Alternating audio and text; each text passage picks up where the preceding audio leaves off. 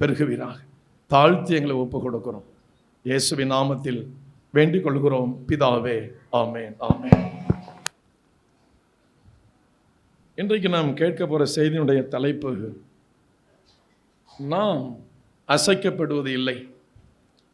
நாம் அசைக்கப்படுவது இல்லை என்ற தலைப்பில் கர்த்தருடைய வார்த்தையை நாம் கேட்க போகிறோம். அசைக்கப்படுவதில்லை அப்படின்னா, நம்ம எத்தனையோ பொருத்தனை செய்கிறோம், எத்தனையோ பொருத்தனை நிறைவேற உபவாசம் இருக்கிறோம், எப்படியெல்லாம் நம்ம ஜெபம் பண்ணிட்டு இருக்கிறோம். நான் இப்படி நடக்கணும், ஆவிக்குரிய வாழ்க்கையில், பூமிக்குரிய வாழ்க்கையில் இந்த உயர்ந்த நிலைக்கு நாம் போகணும் அப்படிலாம் சொல்லி நாம் ரொம்ப பிரயாசப்படுறோம், பொருத்தனை செய்கிறோம், ஆண்டவர்கிட்ட விண்ணப்பம் வைக்கிறோம். நம்ம வாழ்க்கையில் தள்ளாடக்கூடிய சூழ்நிலை வரக்கூடாது, தடுமாற்றம் வரக்கூடாது, அப்படியெல்லாம் நாம் நிறைய பிரயாசப்படுறோம். ஆனால் சில நேரங்களில் சில இந்த தடுமாற்றங்கள் வருகிறது, தள்ளாடக்கூடிய சூழ்நிலை நமக்கு வருகிறது, தடுமாற்றம் வருகிறது.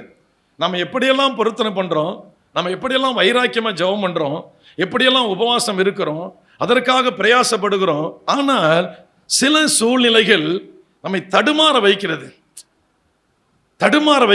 பதஷ்டப்பட வைக்கிறது, கண்ணீர் விட்டு கதற வைக்கிறது. எப்பப்பா இந்த நிலை மாறும், இது எப்பொழுது மாறும், கொஞ்சம் கூட மாற மாட்டேங்குதே அப்படின்னு சொல்லி நாம நமக்குள்ளேயே போராடி கொண்டிருக்கிறோம். நல்லா கவனிங்க. ஆனால் அந்த தடுமாற்றம் வரும்பொழுது கூட நாம நினைக்கிறோம், இதோட நம்ம வாழ்க்கை முடிஞ்சா நல்லா இருக்கும், இதோடு செத்து போயிட்டா நல்லா இருக்கும். சிலர் வாய் திறந்தே சொல்றோம், நான் செத்து போனா நலமா இருக்கும், என் வாழ்க்கை முடிந்தா நல்லதா இருக்கும், எல்லாத்தையும் இழந்துட்டோம், இனிமே என்ன வாழ்ந்து என்ன பண்ண போறோம். இப்படி நம்முடைய சரீரத்துக்கு, நம்முடைய ஜீவனுக்கு, நம்முடைய ஆத்துமாவுக்கு விரோதமாகவே நம்முடைய வார்த்தையை நம்ம பயன்படுத்துறோம். உண்டா இல்லைங்களா? எத்தனையோ தடவை குடும்ப பிரச்சனை வரும் பொழுது, பண பிரச்சனை வரும் பொழுது, பிள்ளைகள் பிரச்சனைகள் வரும் பொழுது, பல போராட்டங்கள் வரும் பொழுது, சரியான தீர்வு கிடைக்காத பொழுது, நாம விரும்புகிற நேரத்தில் முடிவு வராத பொழுது, விடுதலை வராத பொழுது கலங்கி சொல்றோம், இருக்கிறத விட போய் இந்த ஆண்டோட சேர்ந்துட்டா நல்லா இருக்கும் அப்படின்னு சொல்லி. ஆனா மரணத்தை விரும்பணும், அந்த மரணத்தை தேவன் அனுமதித்தாரா? இல்லை. ஏன் தெரியுமா? கர்த்தர் சொல்றாரு, நீங்கள் அசைக்கப்படுவது இல்லை, நீங்கள் அசைக்கப்படுவது இல்லை, நீங்கள் அசைக்கப்படுவது இல்லை. எந்தெந்த வார்த்தையை நீங்கள் நெகட்டிவா மைனஸா பேசுனீங்களோ அந்த வார்த்தையின்படி உங்க வாழ்க்கை அமைய போவது இல்லை. அதற்கு மாறாக உங்களுடைய வாழ்க்கையை நான் உறுதிப்படுத்த போகிறேன், உங்க வாழ்க்கையை நான் நிலைநிறுத்த போகிறேன். ஹல்லேலூயா! நீங்கள் அசைக்கப்படுவது இல்லை. ஆமென். நாம் அசைக்கப்படுவதில்லை. நம்ம நினைக்கிறோம், அவ்வளவுதான், இனி சமாளிக்க முடியாது, அவ்வளவுதான், அந்த கடைசி எல்லைக்கு போயிடுறோம். இனி இந்த நபரை திருத்த முடியாது, இனி இந்த நபருக்கு அறிவுரை சொல்ல முடியாது, இனி இந்த நபரை மாற்ற முடியாது, அவ்வளவுதான் போ அப்படின்னு சொல்லி ஒரு முடிவு நிலைக்கு நாம போயிடுறோம். ஆனால் நாம போன முடிவு நிலைக்கு இன்னும் ஆண்டவர் வரல.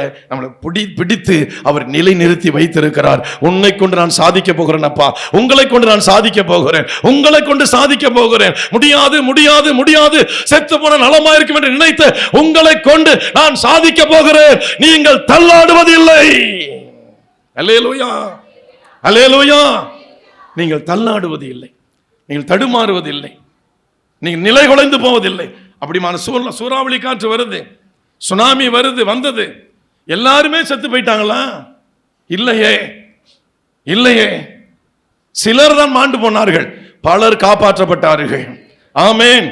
அதனால யாரெல்லாம் இரவும் பகலும் அழுது அழுது அழுது புலம்பி புலம்பி இரவுல நித்திரையெல்லாம் தியாகம் பண்ணி நித்திரையை இழந்து இன்னைக்கு மாறுமா நாளைக்கு மாறுமா இன்றைக்கு மாறுமா நாளைக்கு மாறுமா என்ற கேள்விக்குறியோடு யார் வாழ்ந்து கொண்டிருக்கிறீர்களோ உங்களுக்காக தான் கர்த்தர் பேசுகிறார். என் அன்பு பிள்ளைகளே, உங்களுடைய கால்கள் தள்ளாடுவது இல்லை, உங்கள் கால்கள் தடுமாறுவது இல்லை, எங்கேயோ போய் விழுந்து மடிவது இல்லை. உங்களை நான் வாழ வைக்க போகிறேன். ஹல்லேலூயா. You shall not be moved. You shall not be moved. நீங்கள் தள்ளாடுவதில்லை. ஹல்லேலூயா, ஹல்லேலூயா. நான் சொல்றேன் ஆண்டவர்கிட்ட, ஐயா நான் தடுமாற போவது இல்லை. காரணம், நீர் எனக்கு முன்பாக நின்று கொண்டிருக்கிறீர். ஹல்லேலூயா. எடுத்து வாசிப்போம். சங்கீதம் 16வது அதிகாரம் 8வது வசனத்திலிருந்து 11வது வசனம் வரை, 8வது வசனத்திலிருந்து 11வது வசனம் வரை. கர்த்தரை எப்பொழுதும் எனக்கு முன்பாக வைத்திருக்கிறேன், எப்பொழுதும் எனக்கு முன்பாக வைத்திருக்கிறேன். அவர் என் வலது பாரிசத்தில் இருக்கிறபடியால் நான் அசைக்கப்படுவதில்லை. அல்லேலூயா. தேவனின் வலது பாரிசத்தில் இருக்கிறபடியால் நான் அசைக்கப்படுவது இல்லை. கர்த்தரை எனக்கு முன்பாக வைத்திருக்கிறேன். கர்த்தர் எனக்கு முன்பாக இருக்கிறார். அல்லது கர்த்தருக்கு முன்பாக நான் நின்று கொண்டிருக்கிறேன். கர்த்தருக்கு முன்பாக நான் நடந்து கொண்டிருக்கிறேன். I am standing before the Lord. என் ஆண்டவருக்கு முன்பாக நான் நடந்து கொண்டிருக்கிறேன். என் ஆண்டவருக்கு முன்பாக நின்று கொண்டிருக்கிறேன். என் ஆண்டவருக்கு முன்பாக நான் வாழ்ந்து கொண்டிருக்கிறேன். I am living before the Lord. ஆண்டவருக்கு முன்பாக, தேவனுக்கு முன்பாக நான் வாழ்ந்து கொண்டிருக்கிறேன். எத்தனை பேர் சொல்ல முடியும்? I stand before the Lord. நான் கர்த்தருக்கு முன்பாக நிற்கிறேன். I stand before the Jesus. என் இயேசுவுக்கு முன்பாக நிற்கிறேன். என் இயேசு எனக்கு முன்பாக இருக்கிறார். நானும் அவரும் ஒரே இடத்தில் நின்று கொண்டிருக்கிறோம். We are standing particular place. அல்லேலூயா. எத்தனை பேர் சொல்ல முடியும்? இந்த மனுஷன் சொல்றான், கர்த்தரை எனக்கு முன்பாக நான் வைத்திருக்கிறேன். அவர் என் வலது பாரிசத்தில் இருக்கிறபடினால் நான் என்றும் அசைக்கப்படுவது இல்லை. அல்லேலூயா, அல்லேலூயா. அப்ப தேவன் வலது பாரிசத்தில் இருக்கும்போது நமக்கு என்ன நடக்கும்? அவர் நமக்கு முன்பாக இருக்கும்போது என்ன நடக்கும்? வாசிக்கலாம் 9வது வசனம். ஆகையால் என் இருதயம் பூரித்தது. இருதயம் பூரித்தது. ஒரு அல்லேலூயா சொல்லுங்க. துக்கப்படுறோம், துக்கப்படுறோம், அழுகிறோம், அழுகிறோம், இரவு பகலெல்லாம் அழுகிறோம். சில பேர் சொல்றாங்க, இப்ப கூட அழுகதான் பிரதர். இப்ப கூட சில பேர் சொல்றாங்க, 80 வயசாச்சு அவர் இப்பவும் உழைக்கிறார் அப்படிங்கிறாங்க. 90 வயசாச்சு அவர் இப்பவும் உழைக்கிறார் பிரதர், வேலை செய்கிறாரு, நடமாட்டமாக இருக்கிறார். 100 வயது இப்போ. அதுக்கு ஆப்போசிட்டா நம்ம சபையில் சொல்கிறோம் சில பேர், நான் இன்னமும் அழுது கொண்டிருக்கிறேன். ஹல்லேலூயா. Even now I am crying, crying, crying day and night. Even now, இப்போ கூட நான் அழுது கொண்டிருக்கிறேன், அழுது கொண்டிருக்கிறேன். எனக்கு ஒரு பதிலும் இல்லை, ஒரு விடயம் இல்லை, ஒரு விமோசனமும் இல்லை. நான் அழுது கொண்டிருக்கிறேன். ஆனால் இந்த மனுஷன் சொல்றான், கர்த்தரை எனக்கு முன்பாக வைத்திருக்கிறேன். தேவன் ஒரு மனிதனுக்கு முன்பாக நிற்கும் பொழுது, அல்லது ஒரு மனிதன் தேவனுக்கு முன்பாக நிற்கும் பொழுது, எனிவான் எனிகாவ் எப்படினாலும் வச்சுங்க, தேவன் நமக்கு முன்பாக இருக்கிறார், அல்லது நான் தேவனுக்கு முன்பாக நிற்கிறேன், எது வேணாலும் இருக்கட்டும். இந்த 2 நபரும் ஒருவருக்கு ஒருவர் எதிர்புறமாக எதிரெதிராக நிற்கும் பொழுது, அல்லது ஒரு அருகாமையில் நாம் நிற்கிற பொழுது நமக்கு அடுத்து நடக்கக்கூடிய காரியம் என்ன தெரியுமா? ஆகையால் என் இருதயம் பூரித்தது, என் மகிமை களி கூர்ந்தது, என் மாம்சமும் நம்பிக்கையோடு தங்கி இருக்கும். அல்லேலூயா. யார் யாருக்கெல்லாம் நம்பிக்கை இல்லையோ ஒரே வார்த்தை சொல்லுங்க, இந்த சங்கீதக்காரனை போல, ஆண்டவரே ஐயா நீர் எனக்கு முன்பாக இருக்க வேண்டும் அப்பா, நான் உமக்கு முன்பாக நிற்க வேண்டும் ஐயா. ஆண்டவர் என் வலது பாரிசத்தில் இருக்க வேண்டும், என் வலது பாரிசத்தில் இருக்க வேண்டும். அல்லேலூயா. தேவன் யாருக்கு முன்பாக இருக்கிறாரோ, அல்லது யார் தேவனுக்கு முன்பாக நிற்கிறார்களோ, அவர்கள் எத்தனை பெரிய சூறாவளி காற்று அடித்தாலும் அவர்கள் அசைக்கப்படுவது இல்லை, அவர்கள் நிலைத்து நிற்பார்கள். அல்லேலூயா. அசைக்க முடியாது. ஏன்னா கர்த்தர் நின்றுகிட்டு இருக்கிறார். கர்த்தர் நிற்கிறது யாருக்கும் தெரியாது, மனுஷனுக்கெல்லாம் தெரியாது. உங்களை தனி நபரா நினைப்பாங்க, ஒரு தனி குடும்பமா நினைப்பாங்க, உங்களுக்கு அதிகம் ஆட்கள் இல்லாத ஒரு நபரை உங்களை நினைப்பாங்க, வசதி இல்லாத ஒரு நபரை நினைப்பாங்க. ஆனா உலகத்தை படைத்தவர் உங்க பக்கத்துல உங்களோடு நின்று கொண்டு இருக்கிறது, அவருடைய கண்களுக்கு மறைக்கப்பட்டு இருக்கிறது. ஆகவே அந்த மனுஷன் சொல்லுகிறார், அவர் என்னோடு கூட இருக்கிறார், அவருக்கு முன்பாக நான் இருக்கிறேன், அவரின் வலது பாரிசத்தில் இருக்கிறார். ஆகவே என் இருதயம் பூரித்தது, என் மகிமை களி கூர்ந்தது. நான் என்றும் I shall not be moved. நான் என்றும் அசைக்கப்படுவதில்லை. அல்லேலூயா. அசைந்து போவதில்லை. நான் இதோட முறிஞ்சி ஒன்னும் இல்லாம போக போறதில்லை. என்னை யாரும் முறிக்க முடியாது, என் வாழ்க்கை யாரும் உடைக்க முடியாது, என்னை யாரும் பாதாளத்தில் தள்ள முடியாது, என்னை யாரும் சாக்கடையில் தள்ள முடியாது. காரணம், எனக்கு முன்பாக தேவன் நின்று கொண்டிருக்கிறார், அவருக்கு முன்பாக நான் நின்று கொண்டிருக்கிறேன். அல்லேலூயா. கர்த்தருக்கு ஸ்தோத்திரம். அதான் சொல்றார், நான் கர்த்தருக்கு முன்பாக நின்று கொண்டிருக்கிறேன், ஆகவே நான் அசைக்கப்படுவது இல்லை. கர்த்தருக்கு ஸ்தோத்திரம். அடுத்த வசனத்தை வாசிங்க. என் ஆத்துமாவை பாதாளத்தில் விடீர், உம்முடைய பரிசுத்தவானை அழிவை காணவிட்டீர், ஜீவ மார்க்கத்தை எனக்கு தெரியப்படுத்துவீர், உம்முடைய சமூகத்தில் பரிபூர்ண ஆனந்தமும். அடுக்கடுக்கா சொல்லி வர ரொம்ப சந்தோஷமான வார்த்தைகள், மகிழ்ச்சி நிறைந்த ஒரு வார்த்தைகள். ஆனந்தத்தின் மேல் ஆனந்தம், சந்தோஷத்தின் மேல் சந்தோஷம் உன் ஆத்மாவுக்கு உண்டாக்கக்கூடிய வார்த்தைகள் இதெல்லாம். பாதாளத்துக்கு விட மாட்டார், உண்மைதான். அழிவை காண விட மாட்டார், உண்மைதான். தேவனால் தெரிந்து கொள்ளப்பட்ட ஜனங்களை தேவன் இங்க புடமிட்டாலும் சரி, புடமிட்ட பிறகு பரலோகத்திற்கு அவர் எடுத்துக்கொள்வாரை தவிர அவர் பாதாளத்துக்கு விட மாட்டார். கர்த்தருக்கு ஸ்தோத்திரம். அப்ப வலது வாரிசத்தில் இருக்கிறவர், நமக்கு முன்பாக இருக்கிறவர். என்ன நடக்கும்? வாசிக்கலாம். 1 ராஜாக்கள் 17வது அதிகாரம் 1 to 16 வசனங்கள். 1 ராஜாக்கள் 17வது அதிகாரம். கீலேயாத்தின் குடிகளிலே திஸ்பியனாகிய எலியா ஆகாபை நோக்கி, என் வாக்கின்படியே அன்று இந்த வருஷங்களிலே பனியும் மழையும் பெய்யாதிருக்கும் என்று இஸ்ரவேலின் தேவனாகிய கர்த்தருக்கு முன்பாக நிற்கிற நல்லா கவனிங்க. கர்த்தருக்கு முன்பாக நிற்கிற மனிதர்களுக்கு நிறைய சவால்கள் காத்திருக்கும். இந்த உலகத்துல நிறைய சவால்கள். குடும்பத்தை நடத்துறதே சவாலா தான் இருக்கும். பிள்ளைகளை நடத்துறதே சவாலா தான் இருக்கும். புருஷனை நடத்துறதே உங்களுக்கு சவாலா தான் இருக்கும்.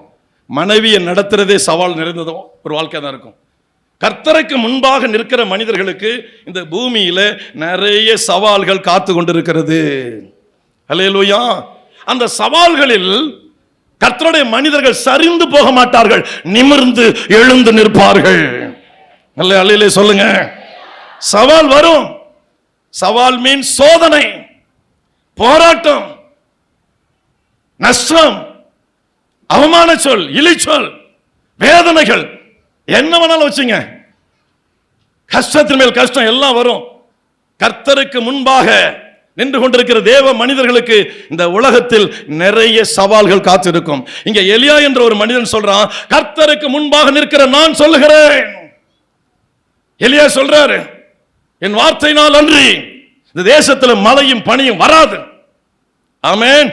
வாசிக்கலாம் அந்த வசனத்தை. கர்த்தருக்கு முன்பாக நிற்கிற நான் அவருடைய ஜீவனை கொண்டு சொல்லுகிறேன் என்றான். என் வாக்கின்படி அன்றி இந்த வருஷங்களிலே பனியும் மழையும் பெய்யாதிருக்கும் என்று தேவனுக்கு, இஸ்ரவேலின் தேவனாகிய கர்த்தருக்கு முன்பாக நிற்கிற நான் சொல்லுகிறேன் சொல்லிட்டாரு. 3.5 வருஷம் மழை இல்லை. தேசம் எப்படி இருக்கும்? தேசம் நல்லா இருக்குமா? நல்லா இருக்காது. அடுத்த வசனம். பின்பு கர்த்தருடைய வார்த்தை அவனுக்கு உண்டாயிற்று. அவர், நீ இவ்விடத்தை விட்டு கீழ் திசையை நோக்கி போய் யோர்தானுக்கு நேராய் இருக்கிற கேரி தாற்றண்டையில் ஒளித்துக் கொண்டிரு. முன்பாக இருக்கிறவன் கொஞ்ச நாள் ஒளிந்து வாழ்ந்து ஆகணும். அப்படி சோதனை வரும். கர்த்தர் பெரியவர், அவர் உலகத்தை படைச்சவர், அவரால் எல்லாம் செய்ய முடியும். இப்ப எலியாவை எங்க போய் சொல்றாரு? கொஞ்ச நாளைக்கு மறைஞ்சிருப்பா. கர்த்தர் பெரியவர். நான் என்ன நாள் போயிடுவேன், நான் நெஞ்சு அப்படி படைச்சிட்டு போவேன். கொஞ்ச நாள் போய் அமைதியா ஒளிஞ்சிருப்பா. உன்னை காட்டிக்காது, எங்க இருக்கிறேன்னு யார்ட்டையும் காட்டிக்காது, அமைதியே போயிரு. இதாங்க கர்த்தரோட நடக்கிற மனுஷனுடைய வாழ்க்கை. தேவனோடு நடப்பது நம்ம மெய்யானால் நாம் மறைந்திருக்கக்கூடிய காலங்கள் வரும், நம்மை ஒழித்துக் கொள்ளக்கூடிய காலங்கள் வரும். இந்த உலகத்தில் சாத்தான் கொண்டு வர எல்லா சதித்திட்டங்களால் ஜெயிக்க முடியும். நான் மனிதர்களை ஏவி அவன் தேவனுடைய மனுஷர்களை வேதனைப்படுத்தும் பொழுது அவர்களால் எதிர்கொள்ள முடியாது. இங்க அவர் சொல்றார், போய் கொஞ்ச நாள் ஒளிஞ்சிக்கப்பா. ஆண்டவரே, நீர் யெகோவா தேவன், வானம் பூமியை படைத்தவர், உமக்கு மேல ஒரு சக்தி இல்லை. நான் ஏன் போய் சூரிய செடியில் ஒளிஞ்சுக்கணும்? என்னை ஏன ஒழித்து கொண்டு இருக்கணும்? மனதை எல்லாம் முடியுமே.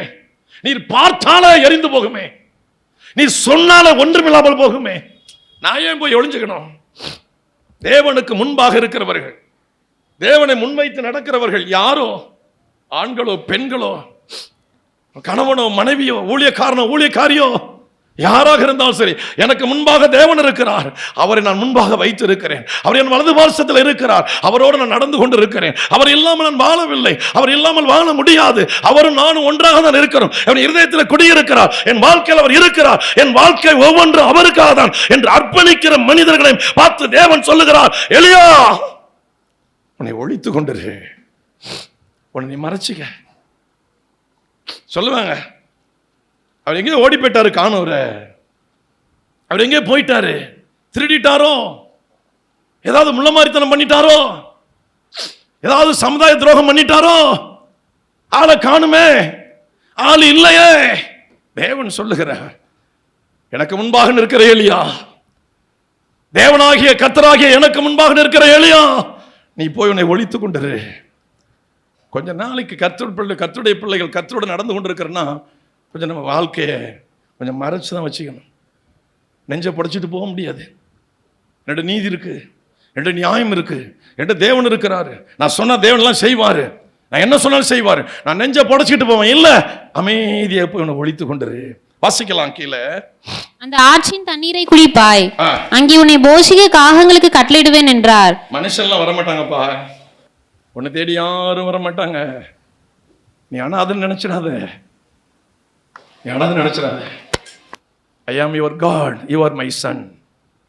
நான் உடைய தேவன், நீ என்னுடைய மகன், நீ எனக்கு பிள்ளை, நான் உனக்கு பிதா. யெகோவா தேவன். உன்னை போஷிக்க மனிதர்கள் ஒருவன் நினைக்காத. ஆறுதல் சொல்லுவாங்க, அப்படியே தாங்குவாங்க, அவனை தூக்குவாங்க, உயர்த்தி பேசுவாங்க. நினைக்காத எலியா, காகங்களை அனுப்புவேன், காகங்களை அனுப்புவேன். தேவனுக்கு முன்பாக ஒரு மனிதன் நிற்பது மெய்யானால், தேவனுக்கு முன்பாக ஒரு மனுஷன் நிற்பது மெய்யானால், ஒரு ஊழியக்காரியோ ஒரு தேவனுடைய பிள்ளை விசுவாசியோ மூப்பரோ கர்த்தரை தான் நான் முன் வைத்திருக்கிறேன் என்று வாழ்ந்து காட்டுவது மெய்யானால் அவருடைய வாழ்க்கையில் இது வந்தே தீரும். இது வந்தே தீரும். நம்ம ஜெபிக்கிற இடமெல்லாம் அற்புதம் நடக்கும். ஆனா இப்ப போஷிக்க போறது யாரு? மழை வராதுன்னா வராது, 3 வருஷம் நின்று போயிடும் வானம். எலியாவுடைய வார்த்தைக்காக தேவன் காத்திருந்தார். எலியா என்ன சொல்லுகிறான செய்ய அவர் காத்திருந்தார். அப்படிப்பட்ட தேவ மனுஷனுக்கு தேவனுடைய வார்த்தை புறப்பட்டு வருகிறது. உன்னை ஒழித்து கொண்டிரு. அகம்பாவமா பேசாதப்பா, அதிகப்படியா பேசாத. உன் வார்த்தை நான் எல்லாம் கேட்கிறேன் என்பதனால நீ எல்லா அதிகாரத்தையும் மேல நினைக்காத. ஒழித்து கொண்டிரு, மறைஞ்சிரு, யாருக்கும் தெரிய வேண்டாம். போ. உன்னை போஷிக்க பெரிய கனவான்கள் அனுப்ப நினைக்காத. அற்பமாய் எண்ணப்பட்ட காகத்தை நான் அனுப்புவேன். ஏன்னா நீ அற்பமாய் நினைக்கப்படுகிற அந்த சூழ்நிலை அது. உன்னை அற்பமாய் நினைக்கிற சூழ்நிலை அது. உன்னை தாழ்வாய் தரக்குறைவா நினைக்கிற சூழ்நிலை அது. நான் ஒரு கனவான உனக்கிட்ட அனுப்ப முடியாது. காகங்களை அனுப்புவேன். சாப்பிட்டுட்டு அந்த ஆற்று தண்ணீரை குடிச்சிட்டு அங்க கொஞ்ச காலம் இரு. வாசிக்கலாம். அவன் போய் கர்த்தருடைய வார்த்தையின்படியே யோர்தானுக்கு நேராய் இருக்கிற கேரேத் ஆற்றண்டையிலே தங்கியிருந்தான். காகங்கள் அவனுக்கு விடியற் காலத்தில் அப்பமும் இறைச்சியும் சாயங்காலத்தில் அப்பமும் இறைச்சியும் கொண்டு வந்தது. தாகத்திற்கு அந்த ஆற்றின் தண்ணீரை குடித்தான். தேசத்தில் மழை பெய்யாதபடினால் சில நாளுக்கு பின்பு அந்த ஆறு வற்றி போயிற்று. அப்பொழுது கர்த்தருடைய வார்த்தை அவனுக்கு உண்டாயிற்று. கர்த்தருடைய வார்த்தை இரண்டாவது தரம் எலியாவுக்கு உண்டாகி, நீ எழுந்து சீதோனுக்கு அடுத்த சாரிபாத் ஊருக்கு போய். அந்த இடத்தையும் பாருங்க, பெரிய கனவான்கள் கிடையாது. அந்தமா பஞ்ச பிரதேசம் இருக்கு. அந்த அம்மா வீட்டில் பஞ்சம். ஒரு பிடி மாவு, கலசத்துல கொஞ்சம் என்ன. அடுத்து அனுப்புற இடத்தை பாருங்க. தேவனுக்கு முன்பாக நிற்பது மெய்யானால் இத்தனை சிறுமைகளையும் அவர்கள் அனுபவித்து ஆக வேண்டும். நாங்க ஊழியக்காரங்கிறதுனால எல்லாரும் எங்களை தூக்கி தள்ள வச்சு ஆடுவாங்க. நான் நினைப்பேன், நான் நினைத்தா நான் முட்டாள், நான் அறிவில்லாதவன், நான் ஒரு மதியீனன். நான் சொன்னால் தேவன் செய்வார், உண்மைதான். 3.5 ஆண்டுகள் வானத்தை அடைத்தது மெய்தான். பனியும் இல்லை, மழையும் இல்லை, எல்லாம் மட்டுமொத்தம் அடைப்பட்டது. ஆனால் இந்த மனுஷனை தேவன் அனுப்புற இடத்தை பாருங்க. தள்ளப்பட்ட இடம், ஒதுக்கப்பட்ட இடம், அற்பமான இடம். முன்னாடி காகங்கள், இப்போ கொஞ்சம் ஒரு விதவை. அந்த விதவை வீட்டில் அந்த விதவைக்கே சாப்பாடு கிடையாது, அந்த விதவையின் பிள்ளைக்கு சாப்பாடு கிடையாது. அந்த இடத்துக்கு தாங்க அனுப்பி வைக்கிறாரு. இதுதான் தேவனுக்கு முன்பாக நிற்கிற மனிதர்களுடைய சரித்திரம். தேவனுக்கு முன்பாக நிற்கிற தேவ பிள்ளைகளுக்கு வருகிற சன்மானம். தேவ மனுஷர்களுக்கு உண்மையாய் கர்த்தருக்கு பயந்து பயந்து வாழுகிற பெண்ணோ ஆணோ யாரோ அவர்களுக்கு தேவன் கொடுக்கிற சன்மானம். சமுதாயம் உயர்த்த நினைக்காதீங்க. கடபாடபாட மனிதர்கள்லாம் தேடி வருவோம் நினைக்காதீங்க. ஏன் அவர் செய்கிறார் அது நமக்கு தெரியாது. எலியாவை உருவாக்கி கொண்டு வருகிறார். எதற்காக உருவாக்கி கொண்டு வருகிறார்? வாசிக்கலாம் அடுத்த வசனத்தை. அங்க போகும் பொழுது அங்க சாரிபாத்தினுடைய வீட்டில் அந்த அம்மா கொண்டு வர்றாங்க உணவை, சாப்பிட்றாரு. சாப்பிட்டு நீங்க 16 வரையும் வாசித்தீங்கன்னா அங்க எலியா சொல்றாரு. 14வது வசனம், கர்த்தர் தேசத்தின் மேல் மலையை கட்டளையிடும் நாள் மட்டும் பானையின் மா செலவழிந்து போவதும் இல்லை. நானே தள்ளாடி தான் வந்திருக்கிறேன், தடுமாறி தான் வந்திருக்கிறேன். ஆனா கர்த்தர் உன் வீட்டுக்கு அனுப்பி இருக்கிறாரு. ஆனா உன் நிலை என்னை விட மோசமா இருக்கு. ஆனா ஒரு பிடி மாவு கொஞ்சம் கலசல என்னதான் இருக்கு நீ சொல்ற. ஆனா அதுல முதலாவது அடை எனக்கு கொண்டு வா. இஸ்ரவேல் தேசத்துல 3.5 வருஷம் மழை வராது, பனியும் வராது. ஆனா உன் வீட்டுக்குள்ள மாவு குறையாது, எண்ணெயும் குறையாது, நிறைவாக காணப்படும். அல்லேலூயா, அல்லேலூயா, அல்லேலூயா. இந்த ஊழியத்தின் ஆரம்பத்தில் எங்களை போஷித்ததெல்லாம் விதவை தாய்மார்கள் தான். வயிறார போஷித்தது, வயிறார எங்களை போஷித்ததால் விதவை தாய்மார்கள். அந்த விதவை தாய்மார்கள் தான் எங்களை விரும்பி சாப்பிட கூப்பிடுவாங்க. ஒரு தடவை அம்மைப்பனில் ஒரு அம்மா இருந்தாங்க, ஆசாரி அம்மான்னு சொல்லிட்டு. அவங்க எங்களை சாப்பிட கூப்பிடுறாங்க. போகிறதுக்கு எங்களுக்கு வாகனம் இல்லை. நாங்கள் இங்கே சாப்பிடலாமா தான் கிடக்குறோம், ஆனால் போவதற்கு வாகனம் இல்லை. அப்படி ஒரு வாகனத்தை எடுத்துகிட்டு போனால் அந்த வாகனத்துக்கு வாடகை கொடுக்கணும். எதுக்கு? கடையில். அதுக்கும் நம்மகிட்ட பைசா கிடையாது. ஞாபகம் இருக்கா சம்பவம்? ஞாபகம் இருக்கா? ஆச்சரியமாக தான் இருக்கிறாங்க, காரைக்காலில் இருக்காங்க அந்த அம்மா. அடுத்தது ஆலாத்தூரில் அழகிய அம்மான்னு ஒரு அம்மா இருப்பாங்க. சத்துணவு ஒரு ஆயா வேலை அந்த அம்மா, சமையல் வேலை. நாங்கள் போவோம், சில நாள் சாப்பிடுவோம் மத்தியானம், சில சாப்பாடு இருக்காது, அநேக நாள் சாப்பாடு இருக்காது, அதான் உண்மை. நாங்கள் போகும் பொழுது அந்த விதவை தாயார் சில தின்பண்டங்களை, கடையில் உள்ள தின்பண்டங்களை வாங்கி வச்சுருப்பாங்க. அதை முறுக்கு, இந்த பால்பன் இதெல்லாம் வச்சுருப்பாங்க. ஞாபகம் இருக்கா? சாப்பிட்டோன்னே சரிம்மா அப்படின்னு ஜெபம் பண்ணுவோம். கிளம்புறம்மா. எங்கே போகிறீங்க? உட்காருங்க. ஏம்மா என்னம்மா? கிளம்புறம்மா. தின்பண்டம் கொடுத்தேன். இல்லை, உங்களுக்கு நாங்கள் சாப்பாடு செஞ்சு வச்சுருக்கிறோம், சாப்பிட்டு போங்க. விதவை தாய். எங்களை போஷித்தவர்கள் எல்லாம் கனவான்கள் அல்ல. தேவன் ஒரு மனிதனை பயன்படுத்துவது மெய்யானால், இயேசு கிறிஸ்து ஒரு நபருக்குள் இருப்பது மெய்யானால், இத்தனை சிறுமைகளையும் அனுபவிப்பதுதான் உண்மை. அனுபவித்து ஆக வேண்டும். அந்த சிறுமையை அனுபவிக்கும் போது என்னை கர்த்தர் கைவிட்டார் இல்லை. எலியாவை தேவன் கைவிடவில்லை, எலியாவை தேவன் மறக்கவில்லை. தேவனுடைய பார்வை எலியாவின் பட்டுக்கொண்டே தான் இருக்கிறது. அல்லேலூயா. அவருடைய பார்வை அவரை விட்டு எடுக்கல. ஆனா எந்த இடத்துக்கு அனுப்பி வைக்கிறாரு பாருங்க. நான் பெரிய தேவ மனுஷன், நான் பெரிய, இன்னைக்கு நிறைய பேர்லாம் பீத்திக்கிறாங்க. ஒரு சேர் கொடுக்கலன்னா அடுத்து இந்த ஐக்கியமே உடஞ்சு போயிடுது. ஏதாவது ஒரு இதில் ஒரு ஜெபிக்க கூப்பிட்டு ஒரு முன்னோடியா இதை வழிமொழிவார், பின்மொழிவார், இந்த இறுதி ஜெபத்தை நடத்துவார், அல்லது ஒரு 5 நிமிஷம் 2 நிமிஷம் ஜெபிப்பார், ஒரு 4 வார்த்தை கொடுப்பார் அப்படின்னு சொல்லணும்னா அந்த ஐக்கியத்தில் அவங்க விட்டு போயிடுவாங்க. நான் பாஸ்டர் மீட்டிங்லாம் போயிட்டு இருக்கேன்ல, நிறைய இடத்துல பார்க்குறேன். அவங்களோட சொல்ல என்னை எதுக்கும் கூப்பிடாதீங்க, நான் உட்காந்துருக்கிறேன், மற்ற ஆள் கோச்சிக்கிற ஆளுகளை கூப்பிடுங்க. ஆனால் இங்கே இதுதான் தேவன் பயன்படுத்துகிற பாத்திரம். அங்கே போன சாப்பாடெல்லாம் முடிஞ்சாச்சு. எலியா சொன்னது போலவே நடந்துச்சு. 16வது வசனத்தை வாசிங்க. கர்த்தர் எலியாவை கொண்டு சொன்ன வார்த்தையின்படியே பானையிலே மாசு செலவழிந்து போகவும் இல்லை, கலசத்தின் எண்ணெய் குறைந்து போகவும் இல்லை. இவைகள் நடந்த பின்பு வீட்டுக்காரியாகிய அந்த ஸ்திரீயின் மகன் வியாதியில் விழுந்தான். ஆஹா, விதவை ஆகாரம் போட்டிருக்க அந்த விதவை, ஒரே மகன், இப்போ அந்த மகனும் செத்து போயிட்டான். நாம என்ன சொல்லுவோம் உடனே? ஆண்டவர் கைவிட்டார், என்னத்த போங்க, எல்லாருக்கும் நடந்தது நமக்கு நடக்குது. இந்த அம்மா என்ன பஞ்சையா? இந்த அம்மா என்ன சொன்னிச்சு பாருங்க. அப்பொழுது அவள் எலியாவை நோக்கி, தேவனுடைய மனுஷனே, எனக்கும் உமக்கும் என்ன, என் அக்கிரமத்தை நினைக்க பண்ணவும், என் வீட்டுல வந்து தங்கினது, என் வீட்டுல சாப்பிட வந்தது, என் அக்கிரமத்தை நினைச்சு என்ன என் பிள்ளையை சாகடிக்கவா வந்த? சில ஊழியக்காரர் வந்த பிறகு கலகம் ஏற்பட்டுரும். இந்த கலகக்கார பையன் வந்தான், கலகம் ஏற்பட்டு அப்படிம்பாங்க, கொளுத்தி விட்டுருவாங்க. இந்த அம்மா அங்க அதான் சொல்லுது, அட சண்டால பாவி, என் பாவத்தை நினைக்க பண்ணி என் பிள்ளைய பறி கொடுக்கவா என் வீட்டுக்கு வந்த? என் வறுமையில உனக்கு நான் சாப்பாடு போட்டிருக்கிறேனே, அப்பம் கொடுத்திருக்கிறேனே. உடனே எலி என்ன சொன்னார் வாசிகள்? அதற்கு அவன், உன் குமாரனை என்னிடத்தில் தாய் என்று சொல்லி அவனை அவள் மடியிலிருந்து எடுத்து தான் தங்கியிருந்த மேல் வீட்டிலே அவனை கொண்டு போய் தன் கட்டிலின் மேல் வைத்து, என் தேவனாகிய கர்த்தாவே, நான் தங்கியிருக்க இடம் கொடுத்த இந்த விதவையின் மகனை சாக பண்ணுவதனால் அவளுக்கு துக்கத்தை வருவித்தீரோ என்று கர்த்தரை நோக்கி கூப்பிட்டு அந்த பிள்ளையின் மேல் 3 தரம் குப்புற விழுந்து, என் தேவனாகிய கர்த்தாவே, இந்த பிள்ளையின் ஆத்மா அவனுக்குள் திரும்பி வர பண்ணும் என்று கர்த்தரை நோக்கி விண்ணப்பம் பண்ணினான். கர்த்தர் எலியாவின் சத்தத்தை கேட்டார். எலியாவின் சத்தத்தை கேட்டார். எலியாவை விட்டு தேவன் நீங்கவில்லை. அல்லேலூயா சொல்லுங்க. எத்தனை பாடுகள் பரிசுத்தவான்கள் வந்தாலும் சரி, எத்தனை பாடுகள் விசுவாசிகளுக்கு வந்தாலும் சரி, எத்தனை பாடுகள் ஊழியக்காரனுக்கு வந்தாலும் சரி, அந்த பாடுகள் வறுமை தவிர தேவன் விலகி போக மாட்டார். அல்லேலூயா. நாம் அசைக்கப்படுவது இல்லை. எலியாவின் சத்தத்தை கேட்டார், அந்த பிள்ளைக்கு உயிரை கொடுத்தாரு. அந்த பிள்ளையை தூக்கி அந்த அம்மாட்ட கொடுத்தா, உன் பிள்ளை உயிரோடு எடுத்துட்டு போ. தேவனுக்கு முன்பாக நிற்கிற நமக்கு சவால்கள் காத்திருக்கும். அந்த சவால்கள் நம்மை சாகடிக்காது. எது சாகடிக்க வருகிறதோ அதற்கு சாவுமணி கூறிவிட்டு நான் உயிர்த்தெழுதலை காண்போமே தவிர, உயிர் மீட்சை கண்டடையுமே தவிர, அற்புத அடையாளங்களை காண்போமே தவிர, அதிசயங்களை நிகழ்த்துவங்களை தவிர நாம் மண்ணோடு மண்ணாக வெட்கப்பட்டு போக மாட்டோம். காரணம், நமக்கு முன்பாக நிற்பது தேவனாகிய கர்த்தர்.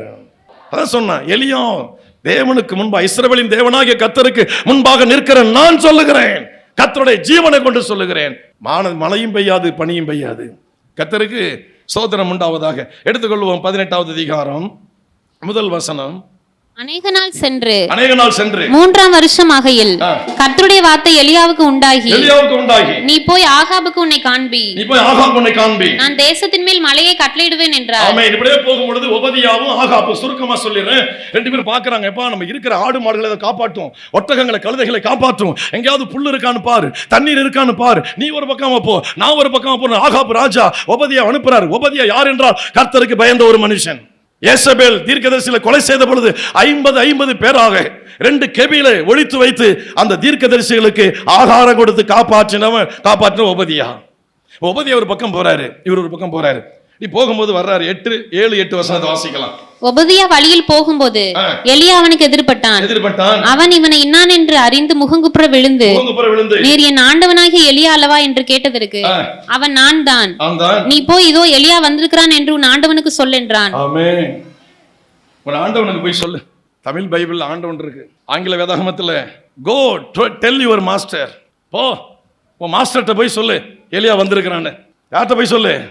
எலியா இங்க இருக்கிறான்னு போய் சொல்லு, எலியா நான் வந்திருக்கிறேன்னு போய் சொல்லு அப்படின்னு சொல்லிட்டு உடனே உபதேச சொல்றாரு, ஆண்டவனே என் ஆண்டவன் நான் போவேன், உன்னை கர்த்தர் எங்கேயாவது எடுத்து விட்டுருவாரு, என் ஆண்டவன் உன்னை தேடாத ஜாதியும் இல்லை ராஜ்யம் இல்லை ஒருத்தரும் இல்லை, எல்லாரையும் அனுப்பி பார்த்தார், உன்னை பிடிக்க முடியல, இப்போ நீ என்கிட்ட சொல்லுகிறீர், நான் போய் ராஜாட்ட சொல்லுவேன், அவர் வருவாரு, நீ இருக்க மாட்டீரு, ஐயோ அவன் என்னை கொண்டு போடுவான், நான் இப்படி எல்லாம் தீர்க்கதரிசிகளை காப்பாற்றினேன், ஏன் யா இப்படி சொல்ற? இல்ல. 15வது வசனத்தை வாசிக்கலாம். அதற்கு எலியா, இன்றைக்கு என்னை அவனுக்கு காண்பிப்பேன் என்று சேனைகளின் கர்த்தருக்கு முன்பாக நிற்கிற நான் அவருடைய ஜீவனை கொண்டு சொல்லுகிறேன் என்றான். அப்பொழுது ஒபதியா போய் ஆகாபை சந்தித்து அவனுக்கு அதை அறிவித்த உடனே ஆகாப் எலியாவை சந்திக்க போனான். ஆகாப் எலியாவை கண்டபோது ஆகாப் அவனை நோக்கி, இஸ்ரவேலை கலங்க பண்ணுகிறவன் நீ அல்லவா என்றான். உடனே எலியா சொல்றாரு, ஒரு ராஜா பார்த்து சொல்றாரு, பாருங்க இவ்வளவு தைரியமா பேசுற எலியா யாரால் போஷிக்கப்படுகிறார் பாருங்க. நிறைய ஊழியத்துல நீங்க கவனிச்சு பார்த்தீங்கன்னா நிறைய வசதி இருக்கும், அவங்களாம் கவனிக்க மாட்டாங்க, அவங்கவுங்க குடும்பம் வீடு இப்படி தான் போயிட்டு இருப்பாங்க, ரொம்ப வசதி குறைவாக இருப்பாங்க, அவங்க தாங்க அந்த ஊழியக்காரங்களை வளைச்சி வச்சு சாப்பாடு போடுவாங்க, வளைச்சி வச்சு பராமரிப்பாங்க. இந்த வசதியாக இருக்கிற ஆளும் கண்டுக்க மாட்டாங்க, சாப்பிட்டாங்களா போனாங்களா. இந்த சபை ஓட்டு கட்டணம் கட்டும் பொழுது அது சிமெண்ட் வாங்க காசு இல்லாமல் நின்று போச்சு. லட்சுமிநாதபுரத்தில் ஒரு அம்மா ஆடு மேய்க்கிறவங்க, விதவை தாய், தன்னுடைய மகளும் ஒரு கைவிடப்பட்ட மகள், அம்மா மகள் 2 பேர் இருப்பாங்க, விதவை தாய். அப்போ நம்ம சபையில் நிறைய நிலம் வச்சுருந்தவங்களாம் இருந்தாங்க, ஆனால் யாருக்குமே அதை குறித்து ஒரு கரிசனை இல்லை. இந்த அம்மா ஆடு மேய்ச்சி அந்த ஆட்டிலேருந்து வர்றது வருமானத்தை சாப்பிட்றவங்க, வேலை நின்று போச்சு. இந்த அம்மா அதில் ஒரு 2-3 ஆட்டை விற்றுட்டு ஒரு 9,000 ரூபா பணத்தை கொண்டாந்து கொடுக்குறாங்க. அந்த ஓட்டு கட்டணம் ரொம்ப நரங்கத்து போய் ரொம்ப அதிகமானது தொகை. கேட்டேன், யாதும்மா உங்களுக்கு பணம் அப்படின்னு. இல்லைப்பா, அப்பாவுடைய வீடு அப்படியே கிடக்கு, கட்ட முடியல, நான் ஒரு 3 ஆட்டை பிடிச்சி விற்றுட்டேன்ப்பா, அது போயிட்டு போகுது, பரவாயில்ல, அது அப்புறம் அப்பா கொடுப்பாங்க. யாருங்க? இதுதாங்க தேவனோடு நடக்கிற மனிதர்களுக்கு கிடைக்கிற பரிசு. பணக்காரவங்க நினைக்க மாட்டாங்க. இந்த ஏழை விதவை, அப்பாவுடைய வீடு இப்படி கிடக்கலப்பா, ஐப்பசி கார்த்திகை மாதம் அதை நினைக்கிறேன் நான், மழை நேரம், அந்த அம்மா மேலாம் ஆடு மேய்க்க முடியாது, துணியை போட்டு அதை மூடி வச்சுருப்பாங்க, துணியெல்லாம் தோட்டி விடுவாங்க அந்த ஆட்டெல்லாம், வீட்டுக்குள்ளே ஆடும் அவங்களும் ஒன்றா தான் படுத்திருப்பாங்க. ஒரு விதவை தாய். ஆக நல்லா கவனிக்கணும், ஏன் தேவன் இதை அனுமதிக்கிறார் என்றால் அந்த ரகசியம் அவருக்கும் அவங்களுக்கு தான் தெரியும், நமக்கு தெரியாது. இதனால நாங்களாம் சொல்ல முடியாது, பணக்காரவங்களாம் பரலாம் போக மாட்டாங்க அப்படிலாம் சொல்ல முடியாது. எல்லா ஊழியத்திலும் பணக்கணி கோடீஸ்வரம் பெருகிட்டாங்க. நம்ம சபையில் தான் பெரிய பணக்காரவங்க இல்லை, நிறைய ஆவிக்குரிய சபையில் கோடீஸ்வரர்கள் இருக்கிறாங்க. எல் ஜோசப் அண்ணன் ஒருத்தர் ஊழியம் செய்கிறாங்க ஒசூரில், நம்ம பருத்தியூர் சபைக்கு ஸ்பான்சர் பண்ணது அவங்க தான். ஜார்ஜின்னு ஒரு அண்ணன் இங்கே வந்தாங்க, பிரசங்கம் பண்ணாங்க, கிளை சபைக்கு அழைச்சிட்டு போனேன், எங்களுக்கு சபை கட்டி விடுன்னு சொல்ல, அந்த சபையை பார்த்தோன்னு சொன்னார், அடுத்து இந்த சபை கட்டப்படும், எல்லாரும் விசுவாசிங்க அப்படின்னு ஒரு வார்த்தை சொல்லிட்டு போயிட்டாரு. அங்கே போய் இந்த சபை விசுவாசிகள்கிட்ட ஒரு 2 பேரை யாரையும் ஏற்படுத்தி, 2 பேரை ஒரு நபரை தெரில, அந்த சீட்டு இரும்பு எல்லாம் ஒரே ஒரு குடும்பமும் 2 குடும்பம் சேர்ந்து வாங்கி கொடுத்துருக்காங்க. நீ பரிசுத்த சபை கட்டப்பட்டு இருக்கிறது. அல்லேலூயா. நீ லட்சாதிபதிகள் கோடீஸ்வரம் பெருகிட்டு இருக்கிறாங்க, ஆனால் தேவனுக்கு முன்பாக நிற்கிற மனிதன், இஸ்ரவேலின் தேவனாகிய கர்த்தருக்கு முன்பாக நிற்கிற நான் சொல்றேன், அவருடைய ஜீவனை கொண்டு சொல்றேன், மழை வராது, வரல, பிள்ளை பிழைக்கும், பிழைச்சிட்டு சிங்காசனத்தில் வச்சு அவர் அழகு பார்க்கல, எங்க அனுப்புறாரு? போ காகங்கள் போசிக்கும், போ விதவை வீட்டுக்கு. அல்லேலூயா, அல்லேலூயா, கர்த்தருக்கு ஸ்தோத்திரம். இங்க ஆகா விட்டு அனுப்புறாரு. ஆகா கொலை வெறியில இருக்கான், நீ உன் குடும்பத்தார் உன் மனைவி பிள்ளைங்க, நீ தாண்டா இஸ்ரவேலை கலங்கம் பண்றாள், நான் இல்ல. கூப்பிடு 480 + 400 அது தோப்பு விக்கிரக தீர்க்கதரிசி எல்லாரையும் கூப்பிடு, பாகால் தீர்க்கதரிசிகளை கூப்பிடு, எல்லாரையும் ஒரு இடத்துல கூட்டு அப்படின்னு சொல்லிட்டு அங்க ஒரு சபதத்தை கொண்டு வர்றாரு. வானத்திலிருந்து இப்போ அக்கினி இறங்கி வரணும், பலிபீடத்தில் இறங்கணும். அவங்களுக்கு முதல் சாய்ஸை கொடுக்குறாரு. கத்துறானுங்க, கதறானுங்க. 2 காளைகளை கொண்டு வர்றாங்க. வெட்டி அடுக்கியாச்சு, விறகு அடுக்கியாச்சு, காளையை அடுக்கியாச்சு, வாய்க்கால் வெட்டியாச்சு. இப்போ நெருப்பு இறங்கணும், நெருப்பு இறங்கல. அடுத்து எலியா போறாரு, அங்கே இடிந்து போன பலிபீடத்தை கட்டுறாரு, இஸ்ரவேல் என்று பெயர் வைக்கிறாரு. தேவனை இதையெல்லாம் வார்த்தை நான் செய்தேன் என்று நான் ஊழியக்காரன் என்பதை இந்த ஜனங்கள் எல்லாம் பார்க்கும்படிக்கு இப்பொழுது அக்கினி அனுப்பும் என்று சொல்றாரு. அக்கினி அங்கிருந்து இறங்கி வருகிறது. நெருப்பு எல்லாம், அந்த நெருப்பு எல்லாவற்றையும் பட்சித்து போடுகிறது. அல்லேலூயா. தேவனுக்கு முன்பாக நிற்கிற நமக்கு சவால்கள் காத்திருக்கும். ஆனால் ஜெயிக்க போவது நாம் தானே தவிர எதிராளிகள் அல்ல. இதுல எலியா ஏதாவது சொன்னாரா? போனாரு, போயிட்டாரு. அடுத்த இடம் சொல்றாரு, போயிட்டாரு. ஏதாவது முறுமுறுத்தாரா? இல்ல. அடுத்து சொல்றாரு, 3வது இடம் ராஜாட்ட போங்கிறாரு. அவர் ராஜாட்ட போறான். இதுவரை ஒரு முறுமுறுக்கல. என்ன நடந்துச்சு தெரியுமா? வாசிக்கலாம் 18வது அதிகாரத்துல 38வது வசனம். அப்பொழுது கர்த்தரிடத்தில் இருந்து அக்கினி இறங்கி அந்த சர்வாங்க தகன பலியையும் விறகுகளையும் கற்களையும் மண்ணையும் பட்சித்து ஜனங்கள் எல்லாரும் இதை கண்டபோது முகங்குப்புற விழுந்து கர்த்தரே தெய்வம். தேவனுக்கு முன்பாக நிற்கிற மனிதர்கள் கர்த்தரை பூமிக்கு காண்பிக்க வேண்டும், கர்த்தருடைய அற்புதங்களை காண்பிக்க வேண்டும், கர்த்தருடைய அதிசயங்களை பூமியில காட்ட வேண்டும். அதுதான் தேவனுக்கு முன்பாக நிற்பதற்கு அடையாளம். அதுதான் அடையாளம். நான் சாப்பிட்டேன், நான் வீடு கட்டினேன், நான் இடம் வாங்கினேன், நான் என் பிள்ளைக்கு வேலை வாங்கினேன், கர்த்தர் எல்லாத்தையும் ஆசீர்வதித்தார், கர்த்தர் ஏன் கூட இருக்கிறார். மைக்க பிடிச்சிட்டு 10 நிமிஷம் சாட்சி. தேவனுக்கு முன்பாக நிற்பது மெய்யானால் சபதங்களை, சவால்களை நாம் சந்தித்து கர்த்தர் நம் கூட இருக்கிறார் என்பதை பூமிக்கு நிரூபித்து காட்ட வேண்டும். அதுதான் தேவனுக்கு முன்பாக நிற்பதற்கு அடையாளம். அல்லேலூயா, அல்லேலூயா. அப்ப கர்த்தரின் வலது பார்சத்தில் இருக்கிறார், நான் என்றும் அசைக்கப்படுவது இல்லை. ஆமென். அப்ப கர்த்தர் நிற்கிறார் என்றால் உங்களை கொண்டு சோதனைகளுக்கு மத்தியில, பாடுகளுக்கு மத்தியில, அவமானங்களுக்கு மத்தியில, இழிச்சொல்லுகளுக்கு மத்தியில உங்களோடு இருக்கிறத கர்த்தர் நிரூபித்துக் கொண்டே இருப்பார், நிரூபித்துக் கொண்டே இருப்பார். ஒரு பக்கம் பாடு இருக்கும். ஆகாபு சும்மா சொன்ன வசனத்தை வாசிங்களேன். 17வது வசனம். 17. ஆகாப் எலியாவை கண்டபோது ஆகாப் அவனை நோக்கி, இஸ்ரவேலை கலங்க பண்ணுகிறவன் நீ அல்லவா என்றான். கலகக்காரன் பேர் வரும்.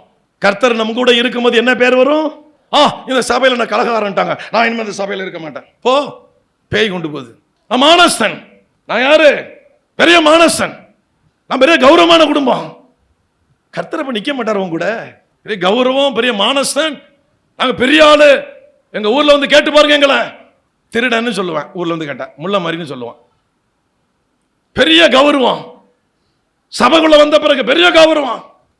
உயர்த்தி பேசணும், மேன்மைப்படுத்தி பேசணும். அது கர்த்தர் கூட இருக்கிறார் என்பதுக்கு அடையாளம் கிடையாது. கர்த்தர் கூட இருக்கிற அடையாளம் கலகக்காரன்னு சொல்லுவாங்க, கலகக்காரன்னு சொல்லுவாங்க, கலகக்காரின்னு சொல்லுவாங்க. ஆனா அதுக்கு மத்தியில நாம சொல்ற ஒவ்வொரு வார்த்தையும் கர்த்தர் நிரூபிச்சுக்கிட்டே இருப்பாரு. அக்கினி அனுப்புனா அக்கினி அனுப்புவாரு, மழை அனுப்புனா மழை அனுப்புவாரு, பிள்ளைக்கு உயிரத்தான உயிரை தருவாரு. யாராலையும் தர முடியாது, யாராலையும் பெற முடியாது. தேவனுக்கு முன்பாக யார் நின்று கொண்டிருக்கிறார்களோ அவர்களால மட்டும்தான் அந்த காரியத்தை பூமிக்கு கொண்டு வர முடியும். எல்லாராலையும் முடியாது ஐயா. எல்லாரும் உங்களை மதிக்கணும் மதிக்கணும்னு நினைச்சீங்கன்னா நீங்கள் மடையர்கள், முட்டாள்கள், ஜம்மு காலத்துல வடிகட்டின முட்டாள்கள், முட்டாள்கள். தேவ சமூகத்தில் எல்லாரும் மதிக்கணும், எல்லாரும் என்ன மதிக்கணும், எல்லாரும் என்ன உயர்த்தணும், என்ன கண்டவன 4 பேர் எழுந்திருக்கணும். கடைசி நரகம் தான் திறந்திருக்கும், பரலோகம் திறந்திருக்காது. எலியாவை பாருங்க, அவ்வளோ பெரிய தேவ மனுஷன். ஒரு பிடி மாவு, கொஞ்சம் எண்ணெய், 3.5 வருஷம் பஞ்சம். உன் வீட்டுக்குள்ள பஞ்சம் வராது. கர்த்தர் அப்படியே வார்த்தை நிறைவேற்றினாரே. அல்லேலூயா. கர்த்தருடைய வார்த்தையின்படி நான் சொல்றேன், நடக்கும். போ. 3.5 வருஷம் பனி மழை வராது, போ. கர்த்தருக்கு சொன்ன வார்த்தையெல்லாம் நிறைவேறி கொண்டே இருக்கும். ஆனா ஒரு பக்கம் நமக்கு அவமானம் வந்துகிட்டே இருக்கும். அவமானம் வந்துட்டனால கர்த்தர் கைவிட்டார் நினைக்காதீங்க. அந்த அவமானத்தின் மத்தியில யாராலையும் செய்ய முடியாத அற்புதத்தை சாதாரண ஒரு வார்த்தையில ஜனங்கள் மத்தியில நடந்துகிட்டே இருக்கும். அல்லேலூயா. சாதாரண வார்த்தை. ரொம்ப ஜெபம் பண்ணிருக்க மாட்டீங்க. இப்ப என்ன சொன்னாரு? அவன்லாம் காலையில இருந்து மாலை வரையும் கத்துனான், உடம்பெல்லாம் கிழிச்சுக்கிட்டான், கர்றாமரான்னு மந்திரம் சொன்னான். அக்கினி இறங்குனுச்சா? இல்ல. இவர் வந்து என்ன சொன்னாரு? வாசிக்கலாம். 35 வாசிக்கலாமே. அப்பொழுது தண்ணீர் பலிபீடத்தை சுற்றிலும் ஓடினது, வாய்க்காலையும் தண்ணீரால் நிரப்பினான். அந்திபலி செலுத்தும் நேரத்திலே தீர்க்கதரிசியாகிய எலியா வந்து ஆபிரகாமுக்கும் ஈசாக்கும் யாக்கோபுக்கும் தேவனாகிய கர்த்தாவே, இஸ்ரவேலிலே நீர் தேவன் என்றும் நான் உம்முடைய ஊழியக்காரன் என்றும். பாருங்க, இதுதான் ரிலேஷன்ஷிப், இதுதான் உறவு. அவருக்கும் நமக்கு இருக்கிற உறவு இதுதான். கர்த்தருக்கு அவ்வளோ பெரிய தெய்வம் எனக்கு இருக்கிறாரு, யாரும் பேசக்கூடாது. உங்களை தாழ்மை இல்லைன்னு அர்த்தம். தாழ்மை இல்லைன்னு அர்த்தம். உங்களை தாழ்மை இல்லைன்னா அவர் உங்க முன்னால இல்லைன்னு அர்த்தம். நீங்க அவர் முன்னால இல்லைன்னு அர்த்தம். பிசாசு லூசிபர் வந்து முன்னால நிக்குது, உங்களுக்கு பெருமை உண்டாக்குது. நான் போனால், நான் பாடினால், நான் பிரசங்கித்தால், நான் பேசினால், நான் செபித்தால், சி சி சி, கேவலங்கட்ட பிசாசு, கேவலங்கட்ட லூசிபரே, மானங்கட்ட லூசிபரே, மதிகட்ட லூசிபரே, கேவலங்கட்ட லூசிபரே. அல்லேலூயா, அல்லேலூயா. அவ்வளோ பெரிய மனுஷன் போய் உன்னை ஒழித்து கொண்டிரு, காகங்களை கொண்டு போசிப்பேன். அவ்வளோ பெரிய தேவ மனுஷன், அர்ப்பணித்தவன், அர்ப்பணித்தவன், தியாகி, தேவனே கதின்னு கிடக்கிறவன். போ விதவை வீட்டுக்கு, விதவை வருவா, அவளோண்டு போஷிக்கிறேன். இப்ப போ, அவன் தான் உயிரை வாங்க தேடினான், மனைவிதான். போ அங்க போய் இப்ப 3வது உயிர் பரீட்சைங்க, பல பரீட்சை. போனானே, நிரூபித்தானே. ஏதாவது ஒரு சவால் அவன் தோற்று போன. அந்த அம்மா கேட்டாங்க, பாவி, என் தவறெல்லாம் பாவத்தை எல்லாம் தேவன் பாரு நினைவு கூர்ந்து என் பிள்ளைய பறி கொடுக்க, என் பிள்ளைய சாகடிக்கவா என் வீட்டுக்குள்ள வந்த. அப்பவே சொன்னனே, ஒரு பிடி மாவுதான் இருக்கு, கொஞ்சம் என்னதான் இருக்கு, நான் என் பிள்ளைய சாப்பிட்டு சாக பண்ண சொன்னேன். பாவி கேட்டியா? ஐயோ, இப்ப என் பிள்ளை இறந்து போச்சே. கொண்டா, ஏன் பதஷ்டப்படுற? கொண்டா. எலியாவின் சத்தத்தை கேட்டார். அல்லேலூயா. பூமியில உங்க சத்தத்துக்கு மதிப்பு கொடுக்க யாருமே இருக்க மாட்டாங்க. அப்படி இருந்தாதான் நீங்க தேவனுடைய பிள்ளைகள் என்று அர்த்தம். தேவனுடைய பிள்ளை எல்லாரும் உங்களை மதிச்சாங்கன்னா நீங்க தேவனுடைய பிள்ளை கிடையாது, சாத்தானுடைய பிள்ளைன்னு அர்த்தம். அல்லேலூயா. அவனை யார் மதிச்சா? யார் கேட்டா? அந்த விதவை அம்மா கூட தூசித்துட்டாங்களே. மாவு குறையில, என்ன குறையில, அதை கண்டாவது அப்பா ஆண்டவனே, தெய்வமே, ஊழியக்காரரே, தேவனுடைய மனுஷனே, உங்களை நான் இடம் கொடுத்து, ஐயோ பிள்ளை செத்து போச்சு, ஏதாவது ஒண்ணு பண்ணுங்களேன். நீங்க சொன்னது மாதிரி மாவு குறையில, என்ன குறையில கேட்டாளா? அட பாவி, பார்த்து என் பிள்ளை கொல்றதுக்காடா என் வீட்டுக்கு வந்த, அதுக்கான உனக்கு இடம் கொடுத்தேன். கொஞ்சம் கூட பதஷ்டப்படல. இப்ப நம்மளை பார்த்து ஒருத்தன் கலகாரன்னு சொல்லிட்டான். சபையில் எத்தனை பேர் இருக்காங்க தெரியுமா? எத்தனை கிளை சபைகள் தெரியுமா? நான் எவ்வளோ பெரிய ஊழியக்காரன் தெரியுமா? நான் எவ்வளோ பெரிய பிரசங்கி தெரியுமா? நான் எழுப்புதல் பிரசங்கி. என்ன பார்த்தா நீ கலகாரன்ட்டு அந்த பார் இல்லை. தேவனுடைய ஆவி தேவனுக்கு முன்பாக நிற்பது மெய்யானால் கொண்டா, இந்த குழந்தைய கொண்டா, குழந்தைய கொண்டா. தேவனிடத்தில் மன்றாடின அந்த சவாலை எதிர்கொண்டு அதில் எலியா வெற்றி கண்டான். அல்லேலூயா. எத்தனை சவால்கள் வருதோ அத்தனை சவால்களிலையும் எதிர்கொண்டு தேவன் தன்னோடு இருப்பதை கிரியைகளின் மூலம் நிரூபிப்பார்கள். அற்புதத்தின் மேல் அற்புதங்கள் நடந்து கொண்டே இருக்கும். சொன்னா, முற்பிதாக்களின் தேவனாகிய கர்த்தாவே நம்முடைய வேலைக்காரன் என்பதை சுற்றி இருக்கிற ஜனங்கள் காணும்படி அக்கினி அனுப்பும். வாசிகள் அடுத்த வசனத்தை 37 38. கர்த்தாவே, நீர் தேவனாகிய கர்த்தர் என்றும் தேவரீர் தங்கள் இருதயத்தை மறுபடியும் திருப்பினீர் என்றும் இந்த ஜனங்கள் அறியும்படிக்கு என்னை கேட்டருளும் என்றான். அப்பொழுது என்னை கேட்டருளும் என்றையா உன்னை விழுங்கிட்ட. அப்பொழுது கர்த்தரிடத்தில் இருந்து அக்கினி இறங்கி அந்த சர்வாங்க தகன பலியையும், காலையில இருந்து மாலை வரையும் கத்தனா. ஒரு சின்ன நெருப்பு கூட இருக்கல, ஒரு தீக்குச்சி அளவு கூட நெருப்பு வரல. நம்மால் வந்தாரு, இடிஞ்சு போனதை கட்டினாரு, அங்கே இஸ்ரவேல்னு பேர் வச்சாரு. நம்முடைய ஊழியக்காரன் அப்படின்னாரு. நீர் 30 தேவன் அப்படின்னாரு. நம்முடைய ஊழியக்காரன் என்பதை ஜனங்கள்லாம் பார்க்கும்படி சொன்னாரு. வானத்திலிருந்து அக்கினி இறங்கி வந்து அதையெல்லாம் பட்சித்து தண்ணீரை நக்கி போட்டது. அல்லேலூயா. இப்ப எல்லா ஜனமும் கர்த்தரே தெய்வம், கர்த்தரே தெய்வம், கர்த்தரே தெய்வம் அப்படின்னாங்க. உடனே சொன்னாரு, புடி, ஒரு தீர்க்கதை விடாத பாகால் தீர்க்க தரிசிக்கல 850 பேரையும் புடி, கீசோன் ஆற்றங்கரை கொண்டு போ, எல்லாரையும் வெட்டி கொண்டு போடு. அல்லேலூயா. சவால்களிலே ஜெயிக்கிறவர்களாக இருப்பார்கள். ஒரு நிமிஷம் எழுந்து நின்று அல்லது முழங்கால் படிட்டு எழுந்து நிற்கிறேன், எழுந்து நில்லுங்க, முழங்கால் படிங்க, முழங்கால் போடுங்க. ஆண்டவரே, இந்த எலியாவுக்கு இருந்த அந்த தாழ்மை எனக்கு வேணும் ஆண்டவரே. இந்த எலியா எதிர்கொண்டது போல நான் எல்லா சவால்களையும் எதிர்கொள்ளணும் ஆண்டவரே. பக்தன் தாவீது சொன்னது போல கர்த்தரை எப்பொழுதும் எனக்கு முன்பாக வைத்திருக்கிறேன், நான் என்றும் அசைக்கப்படுவது இல்லை. அசைக்கப்படுறது மாதிரி சூழ்நிலை வரும், நீங்க இருக்கிற இடத்துல பஞ்சம் வரும், நீங்க இருக்கிற இடத்துல தண்ணீர் இருக்காது, மழை வராது, எல்லாமே நடக்கும். ஆனால் கர்த்தர் உங்க வார்த்தையை கொண்டு அங்க அற்புதங்களை செய்வார். உங்க வாயிலிருந்து என்ன வார்த்தை புறப்படுகிறதோ அதை கொண்டு அற்புதம் செய்வார். உயிரை கேட்டா உயிரை கொடுப்பாரு, தண்ணீரை கேட்டா தண்ணீரை கொடுப்பாரு, மாவை கேட்டா மாவை கொடுப்பாரு, எண்ணெயை கேட்டா எண்ணெயை கொடுப்பாரு. எதை கேட்கிறோமோ, நெருப்பை கேட்டா நெருப்பை பூமிக்கு அனுப்பி வைப்பாரு. உங்களோடு அவர் இருக்கிறத நிரூபிப்பார். நீங்களும் நானும் கேட்க வேண்டியது அந்த எலியாவுக்கு இருந்த அந்த தாழ்மையை, அந்த கீழ்ப்படிதலை எனக்கு தாரும் ஆண்டவரே. நான் வீராப்பா பேசக்கூடாது, நான் மேன்மையா பேசக்கூடாது. நான் யாரு தெரியுமா, நான் யாரு தெரியுமா, நான் பெரிய நபர், நான் பெரிய ஊழியக்காரன், அந்த வார்த்தை நாங்கள் உபயோகிக்க கூடாதப்பா. நான் பெரிய தேவ மனுஷன், நான் பெரிய தேவ மனுஷி, அதை நாங்க பயன்படுத்த கூடாது ஐயா. தகப்பனே, எங்களுக்கு தாழ்மையை தாரும். கேட்கலாமா? திறந்து சத்தம் இல்லையே. தாழ்மை வேண்டாமா? எலியா போல அற்புதம் நடக்க வேண்டாமா? எலியா நிரூபித்தது போல நீங்க நிரூபிக்க வேண்டாமா? நீங்க சொல்ற வார்த்தையை கர்த்தர் கனம் பண்ண வேண்டாமா? கிரியை நடப்பிக்க வேண்டாமா? வாயை திறந்து கேளுங்க. தாய்மார்கள், தகப்பன்மார்கள், வாலிப பிள்ளைங்க எல்லாரும் வாயை திறந்து கேளுங்க. எனக்கு தாழ்மையை தாங்கப்பா. எலியாவை போல 17வது அதிகாரம் 18வது அதிகாரத்தில் உம்முடைய வார்த்தைக்கு அப்படியே கீழ்ப்படிந்து போனானே. ஒளித்துக் கொண்டிரு, உடனே போனானே. கேரி தாற்றுங்கரைக்கு போனானே. சாரிபாத்துக்கு போ, உடனே போனானே. இப்பொழுது ஆகாபு முன்பாக போ, உடனே கீழ்ப்படிந்தானே. அந்த கீழ்ப்படிதல், அந்த கீழ்ப்படிதல், அந்த தாழ்மை எனக்கு வேணும் ஐயா, எனக்கு வேணும். எத்தனை பேர் கேட்க போறீங்க? எத்தனை பேர் கேட்க போறீங்க? உங்க வார்த்தையை உங்க பகுதியில ஆண்டவர் கனம் பண்ணி உங்க வழியா யாரும் செய்யாத அற்புதத்தை ஆண்டவர் செய்ய வேணும்னு சொன்னா இந்த தாழ்மை இருந்தா மட்டும்தான் நடக்கும். இந்த தாழ்மை இல்லைன்னா நடக்காது. வாயை திறந்து கேளுங்க. என்ன நான் தாழ்த்தணும், என்ன நான் இன்னும் தாழ்த்தணும். எலியாவை போல எவ்வளவு பெரிய தேவ மனுஷன், வரங்கள் பெற்றவன், வல்லமை பெற்றவன், தெய்வத்தை நேர்முகமாய் பார்க்கிறவன், அவனுக்குள்ள தாழ்மை இருந்தது. எனக்கு தாரோ, எனக்கு தாங்கப்பா, எனக்கு தாங்கப்பா. அல்லேலூயா. வாயை திறந்து கேளுங்க, வாயை திறந்து கேளுங்க, வாயை திறந்து கேளுங்க. அல்லேலூயா, அல்லேலூயா, அல்லேலூயா, அல்லேலூயா. சோதரம், சோதரம், சோதரம், சோதரம், சோதரம், சோதரம், சோதரம், சோதரம், சோதரம், சோதரம், சோதரம். வாயை திறந்து கேளுங்க, வாயை திறந்து கேளுங்க, வாயை திறந்து கேளுங்க. எனக்கு அந்த தாழ்மையை தாரு, எனக்கு அந்த தாழ்மை. வாலிப பிள்ளைலாம் கேளுங்க, வாலிப பிள்ளைலாம் கேளுங்க. அல்லேலூயா, அல்லேலூயா. வாயை திறந்து எல்லாரும் கேளுங்க. தடைகளை உடைத்தீரையா,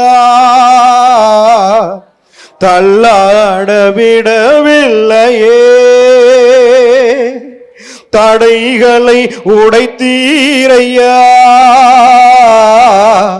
தள்ளாட விடவில்லையே. சோர்ந்து போன நேரமெல்லாம் தூக்கி என்னை சுமந்து வாக்கு தந்து தேற்றி நீரே. சோர்ந்து போன நேரமெல்லாம் தூக்கி என்னை சுமந்து வாக்கு தந்து தேற்றி நீரே. நன்றி, நன்றி ஐயா, கோடி கோடி நன்றி ஐயா. நன்றி, நன்றி ஐயா, கோடி கோடி நன்றி ஐயா. மறவாமல் நினைத்தீரையா, மனதார நன்றி சொல்வே. மறவாமல் மறவாத தெய்வமே, எங்களை மறக்காத மனதார நன்றி சொல்வே. இரவும் பகலும் என்னை நினைத்து இதுவரை நடத்தினீரே. இரவும் பகலும் என்னை நினைத்து இதுவரை நடத்தினீரே. நன்றி, நன்றி ஐயா, கோடி கோடி நன்றி ஐயா. நன்றி, நன்றி அப்பா, கோடி கோடி நன்றி ஐயா. எபினேசர் நீர்தானையா,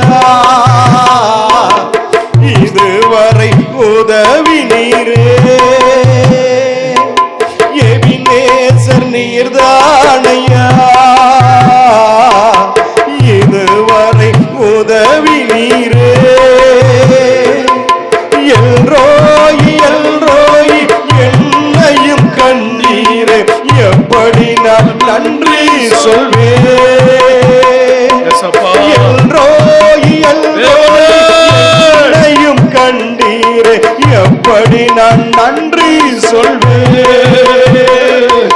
நன்றி நன்றி ஐயா, கோடி கோடி நன்றி ஐயா. நன்றி நன்றி ஐயா, கோடி கோடி நன்றி ஐயா.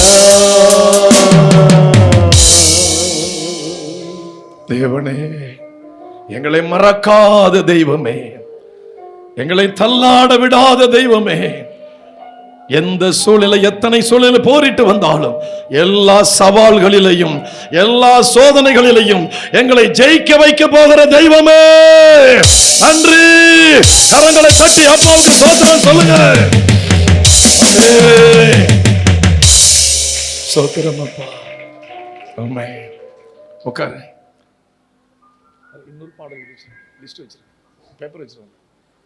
சவால்கள் சோதனைகள் போராட்டம் வரும் பொழுது சோர்ந்து போகாதீங்க. நீங்க ஜெயிக்க போகிறீங்க. எத்தனை பேர் விசுவாசிக்கிறீங்க? நீங்க ஜெயிக்க போகிறீங்க. சோதனையின் மேல் சோதனை வரும் பொழுது இயற்கைக்கு அப்பாற்பட்ட அக்கினி பூமியில இறங்கி வரப்போகிறது. உயிர் மீட்சி நடக்க போகிறது. மாவு குறையாது, எண்ணெய் குறையாது. ஆமென். ஹல்லேலூயா. நம்ம சோதனை வரும்போது என்ன நினைச்சிடறோம்?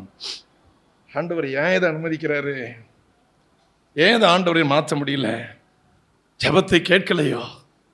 இல்லை, உங்களை கொண்டு அற்புதத்தை பூமிக்கு செய்ய போகிறாரு.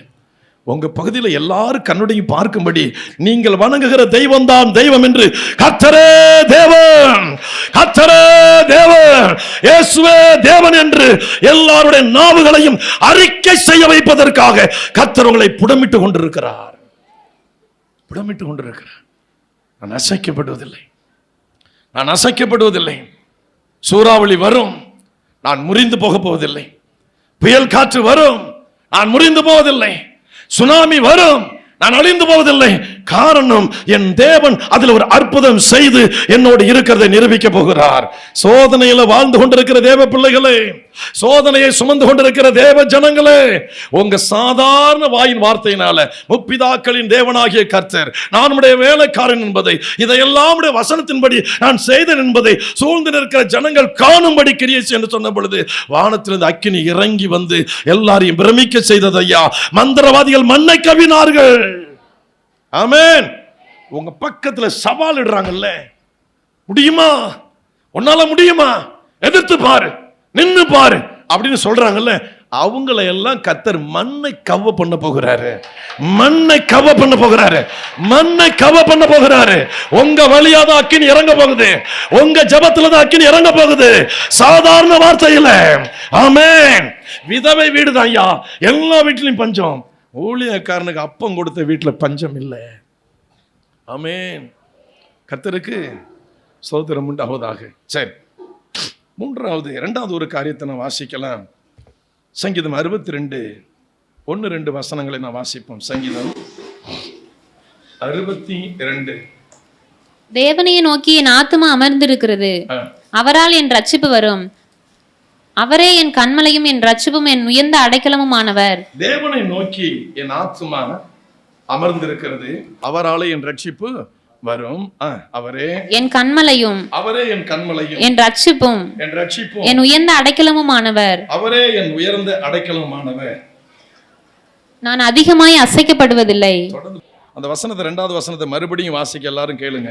அவரே என் கண்மலையும், அவரே என் கண்மலையும், என் ரட்சிப்பும், அவரே என் ரட்சிப்பும், என் உயர்ந்த அடைக்கலமுமானவர். நான் அதிகமாய் அசைக்கப்படுவதில்லை. 6வது வசனம், 7வது வசனம், 8வது வசனம். அவரே என் கண்மலையும், அவரே என் கண்மலையும், என் ரட்சிப்பும், அவரே என் ரட்சிப்பும், என் உயர்ந்த அடைக்கலமுமானவர். நான் அசைக்கப்படுவதில்லை. அசைக்கப்படுவதில்லை. ஹல்லேலூயா. தேவன் எனக்கு கண்மலை, தேவன் எனக்கு ரட்சிப்பு, தேவன் எனக்கு உயர்ந்த அடைக்கலம். நான் அசைக்கப்படுவதில்லை. கர்த்தருக்கு ஸ்தோத்திரம் உண்டாவதாக. நல்லா கவனிங்க.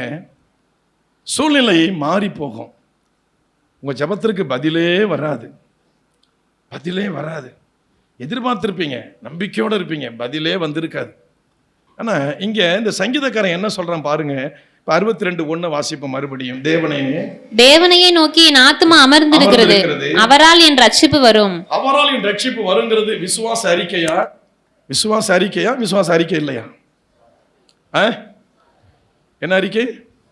அவரால் எனக்கு ரட்சிப்பு வரும், அவரால் எனக்கு விடுதலை வரும். காரணம் அவர் என் கண்மலை, அவரே எனக்கு ரட்சிப்பு, அவரே எனக்கு அடைக்கலமானவர். இப்ப 2வது வசனத்தை வாசிங்க.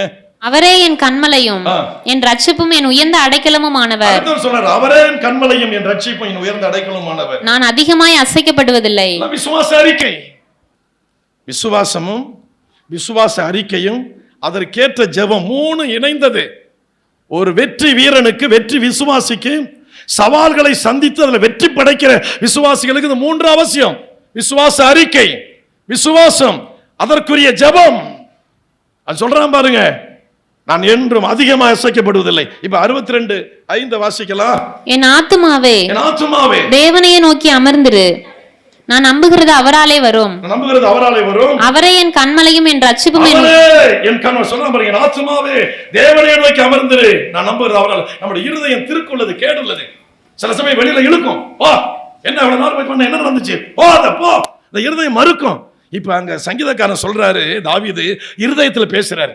இருதயத்தை என்ன பேசுறாரு? 5வது வசனத்துல, என் ஆத்துமாவே தேவனையே நோக்கி அங்கங்க அளவாஞ்சிடாத, அவர்கிட்ட அமர்ந்திரு, அமர்ந்திரு, நான் நம்புகிறது அவராலே வரும். நம்புகிறது அவராலே வரும். ஒரு கை அப்படியே இருதயத்துல வைங்க, முழங்கால் படிடுங்க, அப்படியே சொல்லுங்க, முழங்கால் படிடுங்க, முழங்கால் படிடுங்க. பெஞ்சில் உட்காந்துருக்க நீங்க எல்லாம் எழுந்துருங்க, இல்ல முட்டி போடுங்க. சோத்திரம். ஒண்ணு எழுந்து நில்லுங்க, முட்டி போடுங்க. சீக்கிரம் சீக்கிரம், ஒரு 1/2 நிமிடம் சீக்கிரம்.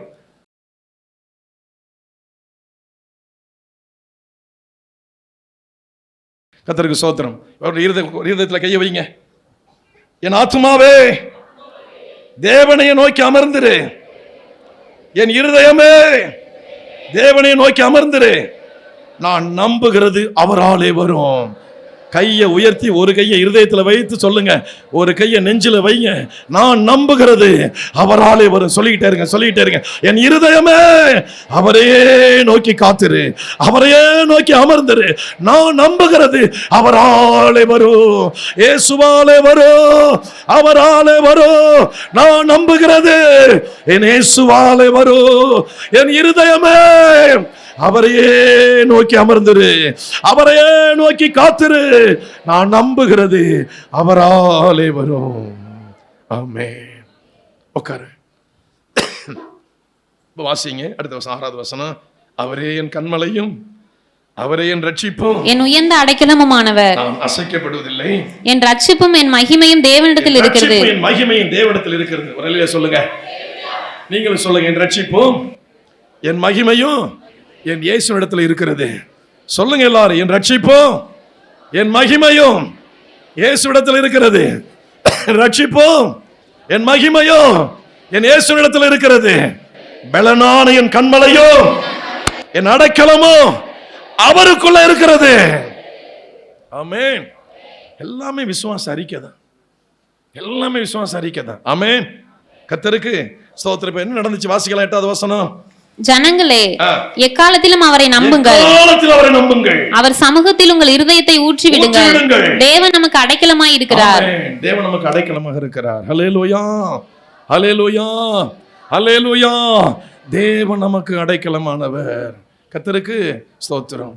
உன்னதமானவரின் உயர் மறைவில் இருக்கிறவன், சர்வவல்லவரின் நிழலில் தங்குவான், இது பரமசிலாக்கியமே. சர்வவல்லவரின் நிழலில் தங்குவான், இது பரமசிலாக்கியமே. அவர் சேட்டையின் கீழடை கலமுகவே தம் சிறகுகளால் மூடுவார். அவர் சேட்டையின் கீழடை கலமுகவே தம் சிறகுகளால் மூடுவார். தேவனும் அடைக்கலமே, கோட்டையும் அரணும் அவர். அவர் சத்திய பரிசையும் கேடகமாம், என் நம்பிக்கையும் அவரே.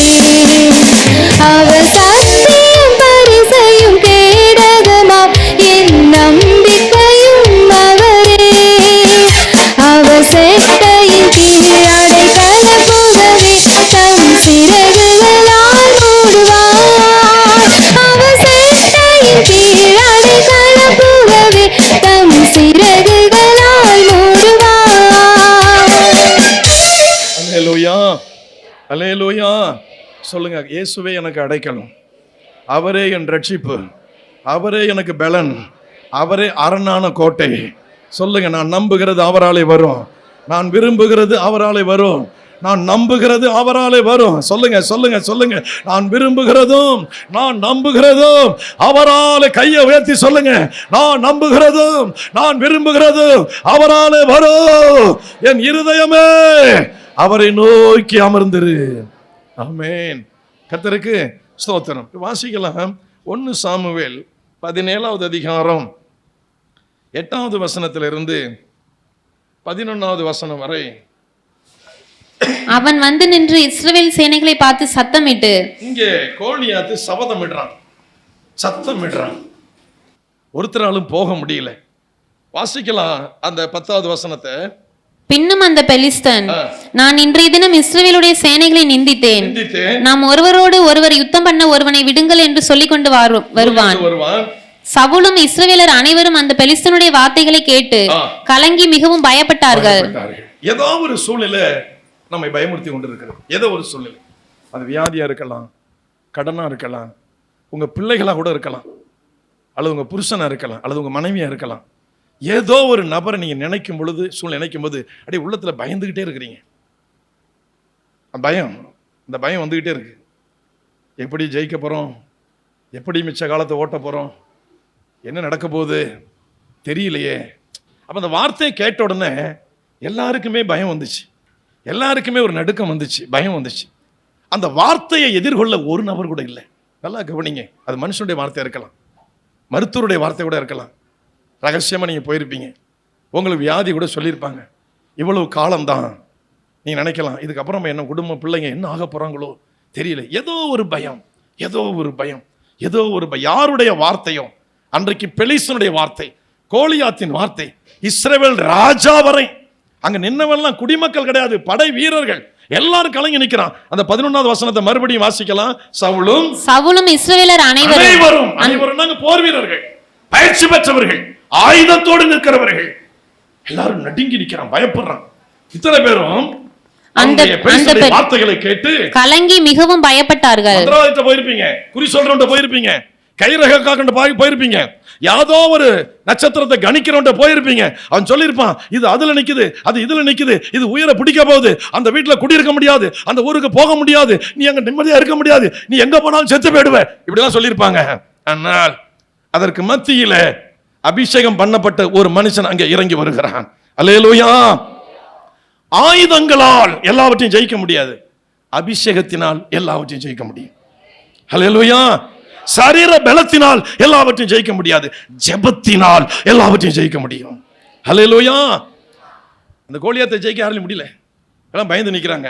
இந்த கட்டத்தில் அங்கே தாவீது ஈசாவுடைய மகன் தாவீது அவங்க அப்பா அனுப்பி வைக்கிறார். அண்ணன்லாம் போருக்கு போனான்டா, என்ன ஆச்சுன்னு தெரியல, போய் பார்த்துட, உயிரோடு இருக்கிறானெல்லாம் செத்து போயிட்டாலும் தெரியல, இந்த பால் கட்டி அந்த வறுத்த பயிர், வற்றலான திராட்சை கொலைகள் எல்லாத்தையும் கொண்டு கொடுத்துட்டு, தலைவன்ட்ட கொடு, இதை அண்ணன் மாட்ட கொடுத்துட்டு நல்லா விசாரிச்சுட்டு வா அப்படின்னு அனுப்புறாங்க. அங்க மறுபடியும் வாசிக்கலாம், பயத்தை உண்டாக்குற அதை மிதித்து அதமாக்கி போட போகிறீர்கள். நம்புறீங்களா? நம்புறீங்களா? நம்புறீங்களா? அது எதுவா இருக்கலாம், எதுவா இருக்கலாம், எதை வேணாலும் வச்சுங்க, எதை வேணாலும் வச்சுங்க. உள்ளத்துல பயம் வந்துகிட்டே இருக்குது, இப்படி ஆயிடுமோ, அது அப்படி அந்த நோய் இப்படி நம்மளை சாகடிச்சிடுமோ, ஆயில் முழுவதும் மருந்து சாப்பிடணும், மருந்து மாத்திரை, அதெல்லாம் வசதி இல்லையே, பாதியில் செத்துடுவோமோ, நம்ம பிள்ளை விட்டுட்டு போயிடுவோமோ, புருஷனை விட்டு போயிடுவோமோ, இல்லை மனைவி விட்டு நம்ம போயிடுவோமோ, நம்ம இவ்வளோலாம் சம்பாதிச்சோம், இதெல்லாம் விட்டுட்டு ஓடி போயிடுவோமோ, ஒன்றும் இல்லாமல் நம்ம பாதியிலே போக போகிறோமோ, ஏதோ ஒரு பயம் உங்களை இருதயத்தை கவ்விட்டு இருக்கு. இன்னைக்கு ஆண்டவர் கலட்டி அதை நொறுக்கப்பட போகிறாரு. உங்களுடைய இருதயத்தை பிடித்து இருக்கிற அந்த பயத்தை உங்களுடைய பிடுங்கி அதை நொறுக்கப்பட போகிறார். நல்ல கையை தட்டு ஆண்டவருக்கு, நல்ல சோத்திரம் சொல்லுங்க. அதை நொறுக்கப்பட போகிறார், அதை நொறுங்கி போக போகுது. ஹல்லேலூயா, ஹல்லேலூயா, ஹல்லேலூயா, ஆமென். ஜெய கிறிஸ்து நம்மோடு இருக்கிறார். சிலுவையிலையும் சாத்தானை ஜெயித்தவர் நம்மோடு இருக்கிறார், மரணத்தை ஜெயித்தவர் நம்மோடு இருக்கிறார். கர்த்தருக்கு ஸ்தோத்திரம். சமீபத்தில் மோகன் லாசரஸ் ஒரு சின்ன குட்டி மெசேஜ் போட்டிருந்தார். அவருடைய பெரிய மீட்டிங்கில் பேசுனதை எடுத்து ஒரு நிமிஷம் போட்டிருந்தார். அதுல சாத்தான் வந்து ராத்திரிலையோ எங்கேயோ வந்து ஒரு பயம் வருது, கூப்பிடுது, வா அப்படின்னு கூப்பிடுது. பயம் வருமா வராத? உங்களை பார்த்து நான் கேட்குறேன், நைட்டு 11 மணி நீங்கள் படுத்துருக்கிறீங்க, உங்கள் பேரை சொல்லிங்க, வா நான் தான் வந்திருக்கிறேன் அப்படின்னு சோவான்னு சொல்லி பேரை சொல்லி உங்களை கூப்பிடுது. உங்களுக்கு எப்படி இருக்கும்? தோழரே அப்படின்ட்டு போவீங்களா? சரி போய்ட்டு விளக்கம் என்னென்ன சலாவர்ஸ் எடுப்போம் தெரியுமா? சுதாரிச்சு ஆளுங்க எல்லாம் முடியும், இயேசுவின் நாமத்தில் ஒன்று நான் வரட்டேன் அப்படிம்போம். இதானே, இதான் நம்ம சொல்லுவோம். சந்தோஷமா எதிர்கொள்ள முடியுமா? அதை ஒரு அதிர்ச்சி உண்டாயிடும். அப்போ இவருக்கு அது மாதிரி ஒரு பயம் வந்துச்சான், பிசாசு மாதிரி பயத்தை உண்டாக்கிச்சான். அப்போ சொன்னாரான், சாத்தானே உன்னை சிலுவையில் நசுக்கி போட்டவர் ஏன் கூட இருக்கிறாரு, உன்னை துரத்தி அடிச்சவர் ஏன் கூட இருக்கிறாரு, உன்னை விரட்டி விட்டவர் ஏன் கூட இருக்கிறாரு, உன்னை சபித்தவர் ஏன் கூட இருக்கிறாரு, உனக்கு பயத்தை உண்டாக்குனவர் ஏன் கூட இருக்கிறாரு, நீ என்ன பயமுறுத்த முடியாது. அல்லேலூயா, ஆமென். சாத்தான் நம்மளை பயமுறுத்தலாம், என்ன சாத்தானை சிலுவையில் நசுக்கினவர் நம்ம கூட இருக்கிறாரு. கர்த்தருக்கு சோத்திரம் உண்டா. இவன் வார்த்தையை பார்த்தோன்னு சவுலும் பயப்படுறாரு, இஸ்ரவேல் ராணுவமே பயப்படுது. ஆனா ஒருத்தன் காலில் சொல்லுன்னு அப்படி காதுல விழுந்துச்சு. அவன் என்ன சொன்ன வாசிக்கலாம்? 25. அந்நேரத்தில் இஸ்ரவேலர் வந்து நிற்கிற அந்த மனுஷனை கண்டீர்களா? இஸ்ரவேலை நிந்திக்க வந்து நிற்கிறான். இவனை கொல்லுகிறவன் எவனோ அவனை ராஜா மிகவும் ஐஸ்வர்யவானாக்கி அவனுக்கு தம்முடைய குமாரத்தியை தந்து அவன் தகப்பன் வீட்டாருக்கு இஸ்ரவேலிலே சர்வமானியம் கொடுப்பார் என்றார்கள். அப்பொழுது தாவீது தன் அண்டையிலே நிற்கிறவர்களை பார்த்து, இந்த பெலிஸ்தனை கொன்று இஸ்ரவேலுக்கு நேரிட்ட நிந்தையை நீக்குகிறவனுக்கு என்ன செய்யப்படும்? ஜீவனுள்ள தேவனுடைய சேனைகளை நிந்திக்கிறதுக்கு விருத்த சேதனம் இல்லாத இந்த பெலிஸ்தன் எம்மாத்திரம் என்றான். மட்டும் தாங்க சொரணம் வந்துச்சு. பிசாசையோ பிசாசு கொண்டு வர சூழ்நிலையோ பிசாசு பக்கம் இருக்கிற மனிதர்கள் கொண்டு வருகிற பயமுறுத்தலையோ எதிர்கொண்டு, அதாவது ரட்சிக்கப்பட்ட அபிஷேகம் பண்ணப்பட்ட கர்த்தருடைய ஆவியை பெற்ற சேனையை தனிப்பட்ட நபரை நிந்திக்க இவன் யார்? இவன் எம்மாத்திரம்? இவன் எப்படி நிந்திக்கலாம்? மற்றவெல்லாம் பயந்து நடுங்கிறான், ஒருத்தன் தான் கேள்வியை வைக்கிறான். முதலாவது விருத்த சேதனம் இல்லாத இந்த பெயர் அபிஷேகம் பண்ணப்பட்ட இந்த சேனையை நிந்திக்கிறான். நிந்திக்கிறதுக்கு இவன் எம்மாத்திரம்? அப்படித்தானே இருக்கு, இவன் எம்மாத்திரம். அல்லேலூயா. பாருங்க, ஆயுதத்தை, ஆள் பலத்தை, பண பலத்தை, படபலத்தை கண்டு சாதாரண மனுஷன் தான் பயப்படுவான். அபிஷேகம் பண்ணப்பட்டவனுக்கு முன்பாக அது காலில் படிந்திருக்கிற தூசி, காலுக்கு கீழே கிடக்கிற தூசி. ஆயுதமோ பணபலமோ படைபலமோ அபிஷேகத்துக்கு முன்பாக ஒன்றுமில்லை. இவன் கேட்டு அடுத்து என்ன சொன்ன? அதற்கு ஜனங்கள் அவனை கொல்லுகிறவனுக்கு என்னப்படி செய்யப்படும் என்று முன் சொன்ன வார்த்தைகளை மூத்த சகோதரன் தான். பாவி, நாங்களும் இங்க டர்ராய் நிக்கிறோம். எப்படி சொல்லுங்க? நாங்களே டர்ராய் நிக்கிறோம். சொல்லுங்க, நாங்களே டர்ராய் நிக்கிறோம். ஏண்டா ஆடு மேய்க்கிற பேல, ஆடு மாடு மாய்க்கிற பேல, ஏண்டா உனக்கு எவ்வளவு கொழுப்பு இருக்கும்? நீ வந்து அவன் இப்படி பேசுறான், இப்படி வீரா பண்ணிட்டு உன்னை பிடிச்சி தூக்கி அப்படியே கத்திரிக்காம தூக்கி போடுவான். நாங்களே டர்ராய் போய் நிக்கிறோம் அப்படின்னு சொல்லி கேட்டானோ. அவன சொன்ன, அண்ணா என்னை இங்க அப்பா அனுப்பி வச்சிருக்கிறாரு, உண்மைதான். ஆனால் கர்த்தர் என்னை இங்க கொண்டு வந்திருக்கிறாரு, நான் வந்திருக்கிறேன். தாவீது சொன்ன வாசி 29 வாசிங்க. அதற்கு தாவீது, நான் இப்பொழுது செய்தது என்ன? நான் வந்ததற்கு முகாந்திரம் இல்லையா என்று சொல்லி. கவனிங்க, பிசாசோட பிசாசு மக்களோட அபிஷேகம் பண்ணப்பட்டவன் மட்டும் தான் எதிர்த்து போராட முடியும். மற்றவங்களும் அப்படி நிற்பாங்க பயந்துட்டு. உன் இருதயத்தோட அகங்காரம் எவ்வளவு அப்படிங்கிறார். நான் இங்க வந்ததற்கு முகாந்திரம் உண்டு அப்படின்ட்டான். அடுத்த வசனம், அவனை விட்டு வேறொரு திரும்பி அந்த விட்டு அதில் போயிட்டான். நீ கதைக்கு ஆக மாட்ட அப்படின்னு சொல்லிட்டு போனா. ராஜாட்ட போன ராஜா சொன்னப்பா, நீ இளைஞனா இருக்கிற, அவன் ஆரம்பத்திலேருந்து போர் வீரன், ஒன்னால முடியாது. 2 விட்னஸ் கொடுக்குறான். ஒரு பக்கம் சிங்கம் வந்துச்சு, ஒரு பக்கம் கரடி வந்துச்சு, நான் காப்பாற்றினேன். சரி போ, உன் கதை அவன் கையில் தான் முடியணும், நம்மளால ஒன்றும் பண்ண முடியாது, சரி போ அப்படின்னு சொல்லிட்டு தண்ணி தெளிச்சு விட்டுட்டான். வாசிக்கப்படுத்துக்கலாம், எடுத்துக்கொள்வோம். 42 to 44. பெலிஸ்தன் சுற்றி பார்த்து தாவீதை கண்டு 32 வாசிச்சு அப்புறம் போ. 32 தாவீது சவுலை நோக்கி இவன் நிமித்தம் ஒருவனுடைய இருதயமும் கலங்க வேண்டியதில்லை. ஒருவனுடைய இருதயமும் முக்கியமானது, கலங்க வேண்டியதில்லை. கவனிங்க, உங்களை பார்த்து நாங்கள் சொல்றோம், ஊழியர்களாக நாங்கள் பார்த்து சொல்றோம், எத்தனை மருத்துவர்கள் மந்திரவாதிகளை தந்திரவாதிகளை உங்க சார்பா உங்க உறவுகள் பார்த்து என்ன காரியம் சொல்லியிருந்தாலும் சரி, யாருடைய வார்த்தை நிமித்தம் உங்கள் இருதயம் கலங்க வேண்டாம். வெற்றியை கர்த்தர் உங்களுக்கு வைத்திருக்கிறார். வெற்றியை கர்த்தர் உங்களை வைத்திருக்கிறார். நீங்கள் தள்ளாடுவது இல்லை, நீங்கள் அசைக்கப்படுவது இல்லை. அசைக்கப்படுறது மாதிரி காற்று வீசிக்கிட்டு தான் இருக்கும். நினைக்காதீங்க அந்த காற்று ஒண்ணுமே இல்லாம போக போகுது. ஆமென். இவன் நிமித்தம் ஒருவனுடைய இருதயமும் கலங்க வேண்டியதில்லை. ராஜாவுக்கு இப்ப ஆறுதல் சொல்ல ஆரம்பிச்சான். இப்ப 44 வாசிக்கலாம். 42 இருந்து. பெலிஸ்தன் சுற்றி பார்த்து தாவீதை கண்டு அவன் இளைஞனும் சௌந்தரிய ரூபமான சிவந்த மேனியும் உள்ளவனா இருந்தபடியினால் அவனை அசட்டை பண்ணினான். தோற்று போக போறவன் வெற்றி பெற போறவனை பார்த்து ஆகடியம், கிண்டல், கேலி, போது பார் செபிக்க போகுதான் ஊட்டி அணிக்கு. அல்லேலூயா போகுதான். போ போ போ போடா போ. என்ன உங்களை நிந்திப்பார்கள். சோர்ந்துடாதீங்க. உடனே வீட்டில் போய் உட்காந்துட்டு கதை சாத்திட்டு சபைக்கு வராமல் அழுதுகிட்டு உட்காந்துட்டு என்ன இப்படி பேசிட்டாங்க ஆண்டவரே, அவனை ஏதாவது முறிச்சு 3 சூக்கா போட தான் நான் சபைக்கு போவேன்.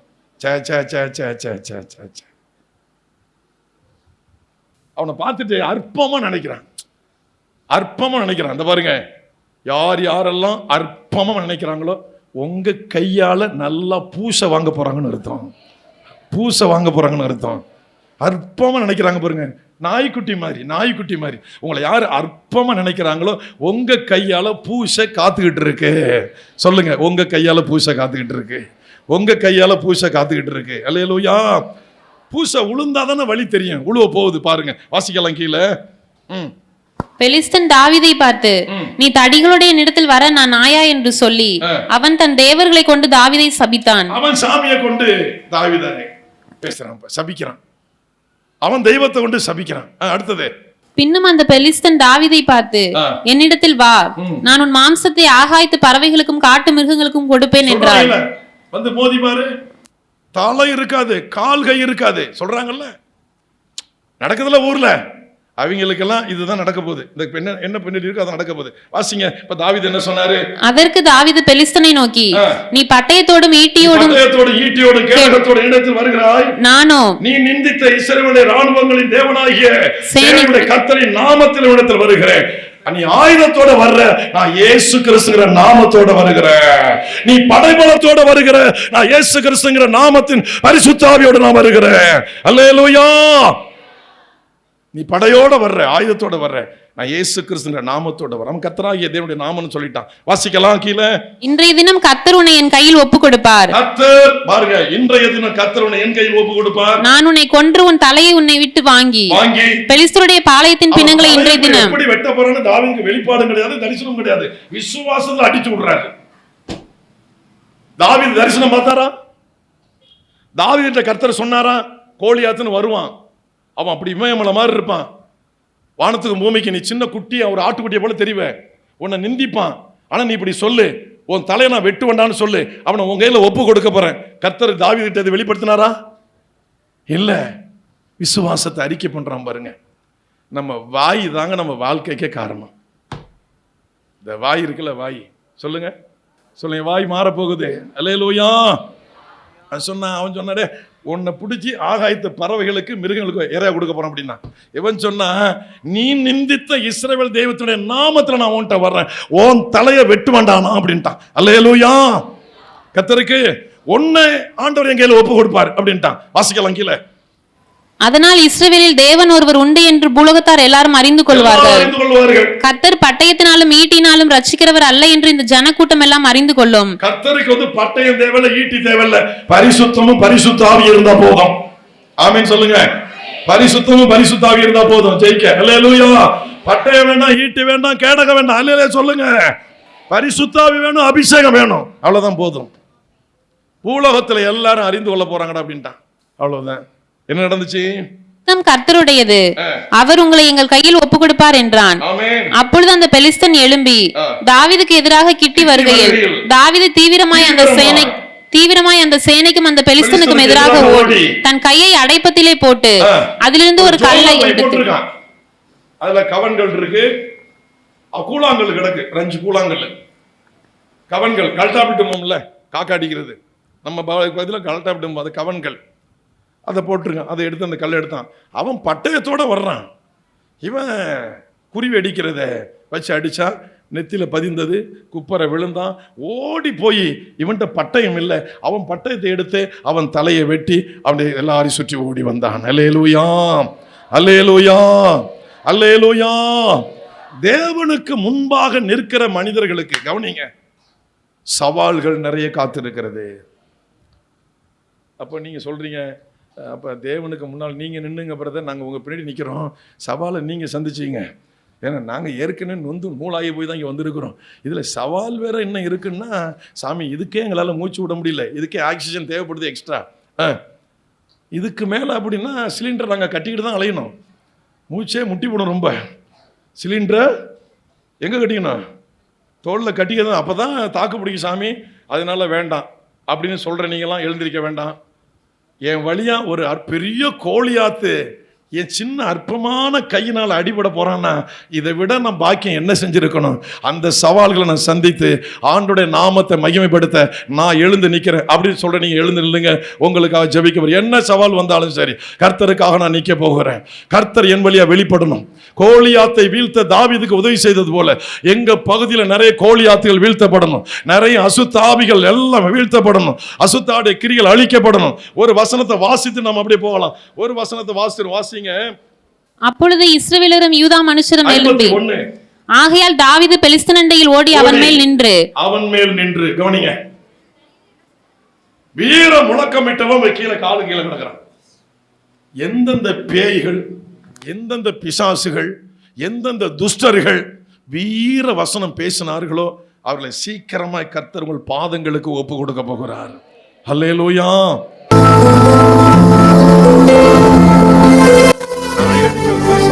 இவ்வளவு பெரிய ஆளு அப்படின்னா அவ்வளோ பெரிய ஆளு சாதாரண மனுஷனுடைய காலுக்கு கீழாக கர்த்தர் ஒப்பு கொடுத்தார். ஆமென். எல்லாரும் வாயை திறந்து, ஆண்டவரே தகப்பன் என் வழியா அற்புதம் நடக்கணும், என் வழியா அதிசயங்கள் நடக்கணும், என் வழியாக இயற்கைக்கு அப்பாற்பட்ட அற்புதங்கள் நடக்கணும், இயற்கைக்கு அப்பாற்பட்ட அதிசயங்கள் நடக்கணும், ஆச்சரியமான காரியங்கள் நடக்கணும். என்னை பலப்படுத்துங்கப்பா, என்னை பயன்படுத்துங்கப்பா. தாவீதை பயன்படுத்தினது போல, எலியாவை பயன்படுத்தினது போல என்னை பயன்படுத்தும் ஆண்டவரே. சொல்லுங்க வாயை திறந்து, என்னை பயன்படுத்தும், என்னை பயன்படுத்தும், என்னை பயன்படுத்தும். நான் அதிகமாக அசைக்கப்படுவதில்லை. அல்லேலூயா, அல்லேலூயா. அவரே என் கண்மலையும் என் ரட்சிப்போ என் உயர்ந்த அடைக்கலமானவர். நான் அசைக்கப்படுவதில்லை, நான் அசைக்கப்படுவதில்லை. கர்த்தர் என் வலது பாரிசத்தில் இருக்கிறார். அல்லேலூயா. கர்த்தரை எப்பொழுது வைத்திருக்கிறேன், கர்த்தரை எப்பொழுது எனக்கு முன்பாக வைத்திருக்கிறேன். நான் அசைக்கப்படுவது இல்லை, நான் அசைக்கப்படுவது இல்லை. வாயை திறந்து சொல்லுங்க, நான் அசைக்கப்படுவது இல்லை, நான் அசைக்கப்படுவது இல்லை. அற்புதங்கள், அடையாளங்கள், அதிசயங்கள், வீர முழக்கமிடுகிற சத்துருக்களை, வீர முழக்கமிடுகிற சாத்தானை, அசுத்த ஆவிகளை எங்கள் பாதங்களுக்கு நீர் கீழாக்க வேண்டையா. என்னை பயன்படுத்தும். எத்தனை பேர் சொல்ல போறீங்க? எங்க ஊர்ல பேய்கள் பயங்கரமா சூறையாடுது, பயங்கரமா அதிகாரம் செலுத்துது, அதை எனக்கு ஒப்பு கொடுங்கப்பா, என்னை கொண்டு ஒப்பு கொடுங்கய்யா. சோத்திரம், சோத்திரம் அப்பா. மூன்றாவது ஒரு காரியத்தை நம்ம பார்க்கலாம்.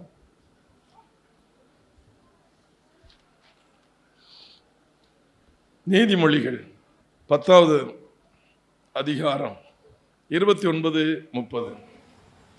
கர்த்தரின் வழி உத்தமர்களுக்கு அரண், அக்கிரமக்காரரின் வழி உத்தமர்களுக்கு அரண், அக்கிரமக்காரருக்கோ கலக்கம், அக்கிரமக்காரருக்கோ கலக்கம். நீதிமான் என்றும் அசைக்கப்படுவதில்லை, என்றும் அசைக்கப்படுவதில்லை. துன்மார்க்கர் பூமியில் வசிப்பதில்லை, துன்மார்க்கர் பூமியில் வசிப்பதில்லை. கவனிங்க. ஆனா துன்மார்க்கனுடைய வார்த்தையை பார்த்தீங்கன்னா பயங்கரமா இருக்கும், படு பயங்கரமா இருக்கும்.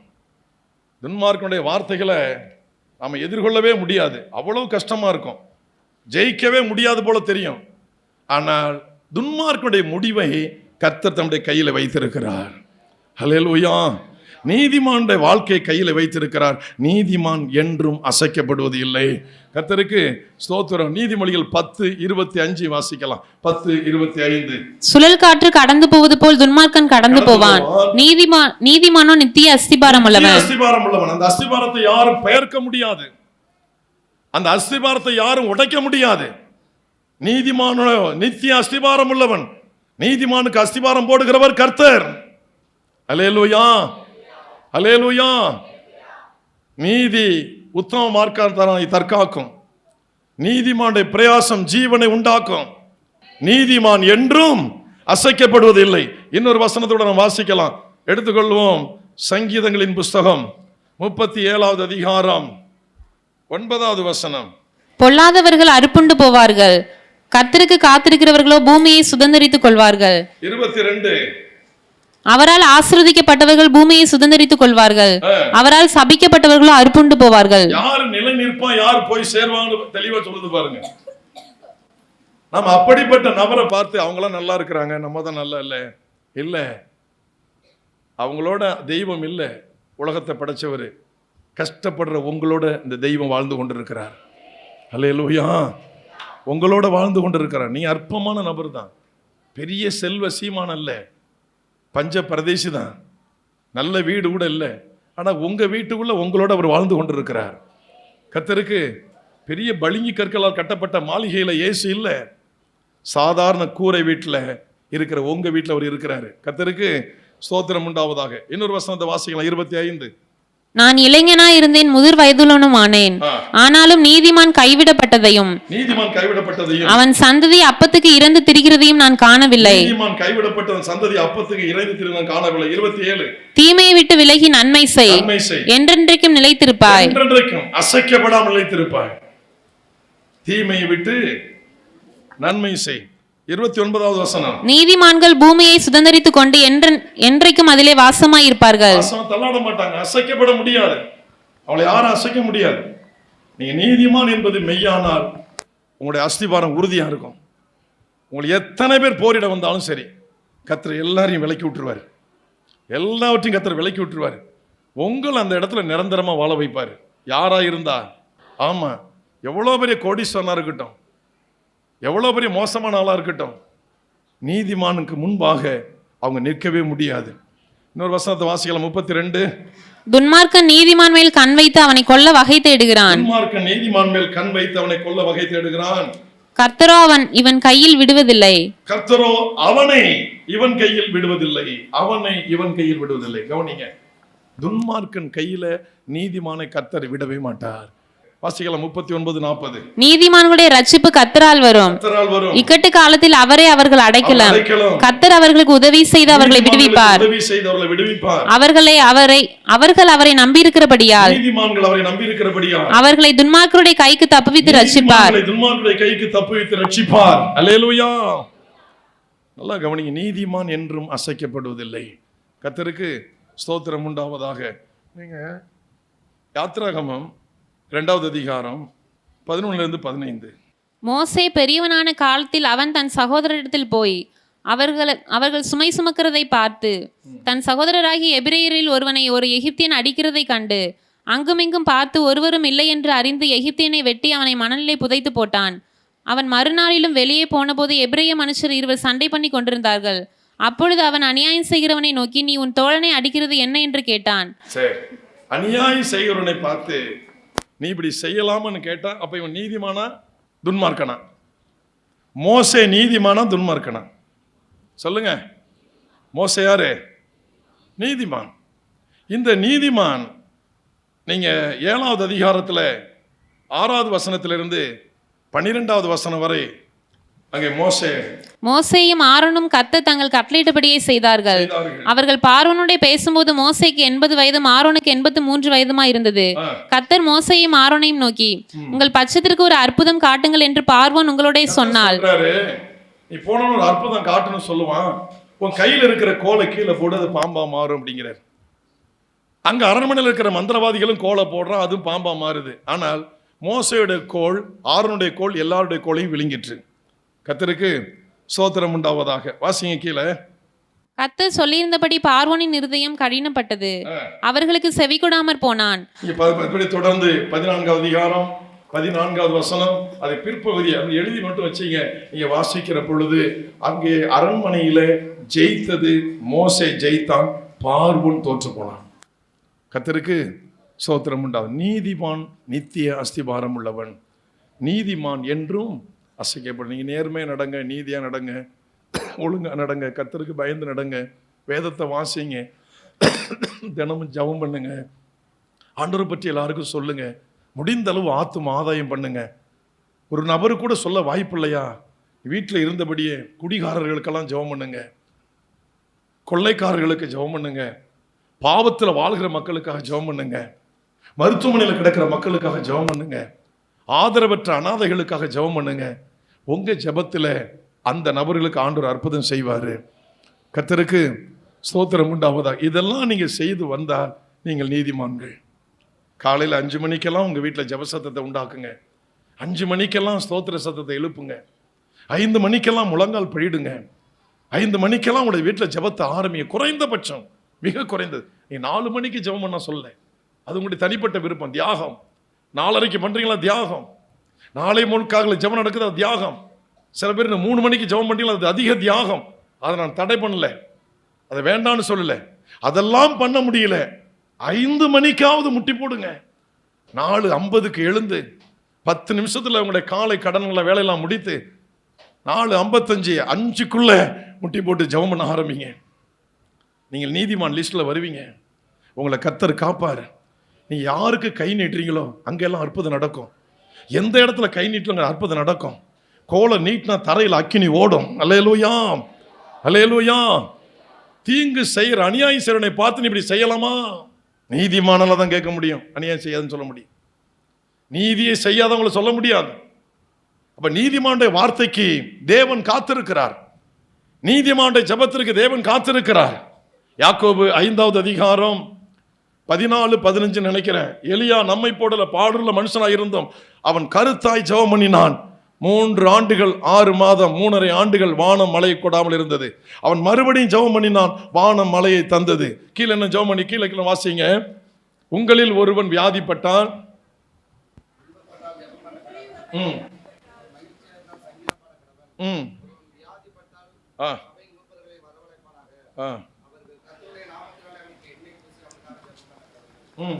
அப்பொழுது விசுவாசமுள்ள ஜெபம் பிணியாலையை ரட்சிக்கும்.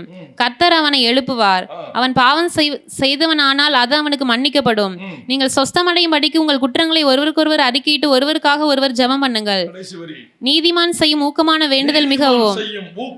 வேண்டுதல் மிகவும் பலனுள்ளதாய் இருக்கிறது. வார்த்தைக்கு வார்த்தை எதிர்த்து பேசாதீங்க. யாரோ ஒருத்தர் கெட்ட வார்த்தை பேசுறாங்க, நீங்களும் பேசி கிருபை இழக்காதீங்க. நீதிமான்கிற அந்த தகுதியை இழந்துடாதீங்க. நீதிமான் செய்யும் ஊக்கமான வேண்டுதல் மிகவும் பலனுள்ளது. 2 பகுதி நான் சொல்றேன். இந்த பக்கம் கணவன்மாரெல்லாம் இருக்கிறீங்க, வாலிப தம்பிகள்லாம் இருக்கிறீங்க, வயோதிக பெற்றோர் இருக்கிறீங்க, கவனிங்க. அதே போல பெண்கள் சைடு திருமணமான சகோதரிகள், வாலிப பெண்கள், வயோதிக தாய்மார்கள் இருக்கிறீங்க, வயதான பாட்டிமாரெல்லாம் இருக்கிறீங்க. 2 பகுதியும் கவனிங்க. உங்க வீட்டுக்குள்ள உள்ள நபர் தான் அவங்க நீதிமானாக இருந்தால் மரியாதை கையெடுத்து கும்பிட்டு விலகிடுங்க. உங்க ஜம்பத்தங்க காட்டாதீங்க. ஏதாவது ஜெபம் பண்ணாங்க சுழுக்களை மாட்டிக்குவீங்க, படுக்கதான்.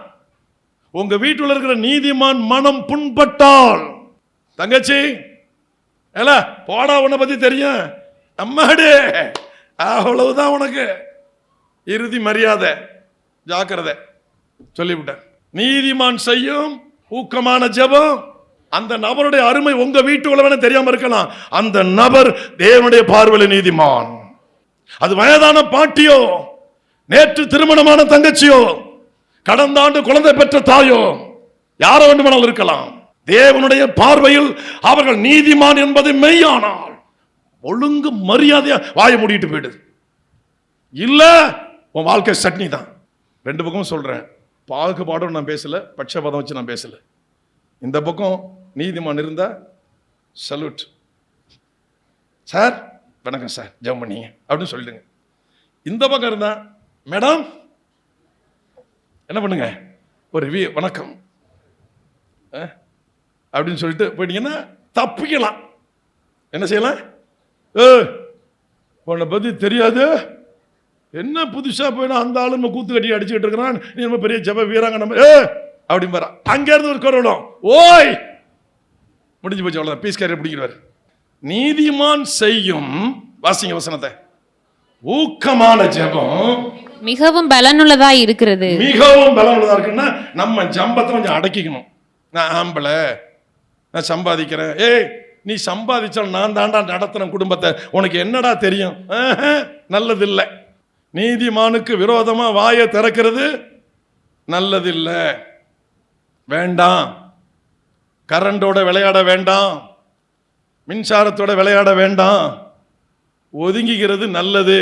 அப்ப நீதிமான ஜெபத்துக்கு பரலோகம் திறந்திருக்கு. அந்த நபர் உங்க வீட்டில் அற்பமா இருக்கலாம், உங்க சம்பாத்தியத்துல உங்க திறமையில கூட அவங்க சாப்பிட்டுட்டு இருக்கலாம், இங்க இருந்தாலும் சரி இங்க இருந்தாலும் சரி. ஆனா அவங்க நீதிமான்னு சொன்னா அவங்க மனம் புண்படுபடி பேசுனீங்கன்னா 1-3, 4-8 வாசிக்கலாம். தேவன் நமக்கு அடைக்கலமும் பலனும் ஆபத்து காலத்தில் அனுகூலமான துணையுமானவர். ஆகையால் பூமி நிலை மாறினாலும் அலைகள் நடுசமுத்திரத்தில் சாய்ந்து போனாலும் அதன் ஜலங்கள் கொந்தளித்து பொங்கி அதன் பெருக்கினால் பர்வதங்கள் அதிர்ந்தாலும் நாம் பயப்படும். 4-5 ஒரு நதியுண்டு, அதன் நீர்க்கால்கள் தேவனுடைய நகரத்தையும் உன்னதமானவர் வாசம் பண்ணும் பரிசுத்த ஸ்தலத்தையும் சந்தோஷிப்பிக்கும். தேவன் அதன் நடுவில் இருக்கிறார், அது அசையாது. அதிகாலையிலே தேவன் அதற்கு சகாயம் பண்ணுவார். கர்த்தருக்கு ஸ்தோத்திரம். தேவன் ஒரு நதியை சொல்லுகிறார், அது நீர்க்கால்கள் தேவனுடைய நகரத்தையும் உன்னதமான ஒரு வாசம் பண்ணும் பரிசுத்த ஸ்தலத்தையும் சந்தோஷிக்கும். எசேக்கியேல்ல வாசிப்போம், அந்த நதி போகும் இடமெல்லாம் ஆரோக்கியம் அப்படின்னு சொல்லி. யோவான் 7:39 வேதவாக்கியம் சொல்லுகிறபடி என்னிடத்தில் விசுவாசமாய் இருக்கிறவன் எவனோ அவன் உள்ளத்திலிருந்து ஜீவ தண்ணீர் உள்ள நதிகள் ஓடும் என்றார். யோவான் 7:38. இப்போ இங்க ஒரு நதி சொல்றாரு, அந்த நதி பரிசுத்த ஸ்தலத்தை சந்தோஷிக்கும், உன்னதமான வாசம் பண்ணும் பரிசுத்த ஸ்தலத்தையும் சந்தோஷிக்கும், தேவனுடைய நகரத்தையும் சந்தோஷிக்கும். தேவன் அது நடுவில் இருக்கிறார், அது அசையாது. ஆமென். அப்ப தேவன் என்ன செய்கிறார்? அதிகாலையிலே அதற்கு சகாயம் பண்ணுவார். தேவன் அதன் நடுவில் இருக்கிறார், அது ஒன்றும் அசையவே அசையாது. அதிகாலையிலே தேவன் அதற்கு சகாயம் பண்ணுவார். 6வது வசனம் 7வது வசனம், ஜாதிகள் கொந்தளித்து தத்தளித்தது, முழங்க பண்ணினார், உருகி போயிற்று. சேனைகளின் கர்த்தர் நம்மோடு இருக்கிறார், உயர்ந்த அடைக்கலமானவர். 8வது வசனம், பால்கடிப்பில் நடக்கிற கர்த்தருடைய செய்களை வந்து பாருங்கள். கர்த்தருக்கு ஸ்தோத்திரம். முடிக்கிறோம் பிரசங்கத்தை. கர்த்தருக்கு மகிமை உண்டாவதாக. தேவன் ஒரு மனுஷனோடு இருக்கும் பொழுதும் அல்லது மனுஷன் ஒரு தேவனுக்கு முன்பாக எப்பொழுதும் நிற்கிற பொழுதும் அந்த நபருடைய வார்த்தைக்கு பரலோகம் எப்பொழுதும் திறந்திருக்கு. கவனி. அதனால தான் பெரிய பெரிய ஊழியக்காரங்க கூட சாதாரண விசுவாசியை பார்த்து எனக்காக என் ஊழியத்துக்காக ஜெபம் பண்ண சொன்ன காரணமே அவங்க நீதிமானா இருந்தால் தங்கு தடை இல்லாமல் அந்த வார்த்தை பரலோகம் போயிடும். தங்கு தடை இருக்காது. ஊருக்கு பெரிய மனுஷனா தெரியும், பணக்காரனா தெரியும், பெரிய அறிவாளியா தெரியும், நம்ம ஜெபம் 10 அடி கூட மேலே போகாது.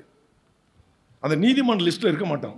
ஆனால் வசதியாக இருப்போம், கனவானா இருப்போம், புத்திசாலித்தனம், அறிவு அதெல்லாம் நிறைய இருக்கும், நிறைய இருக்கும்.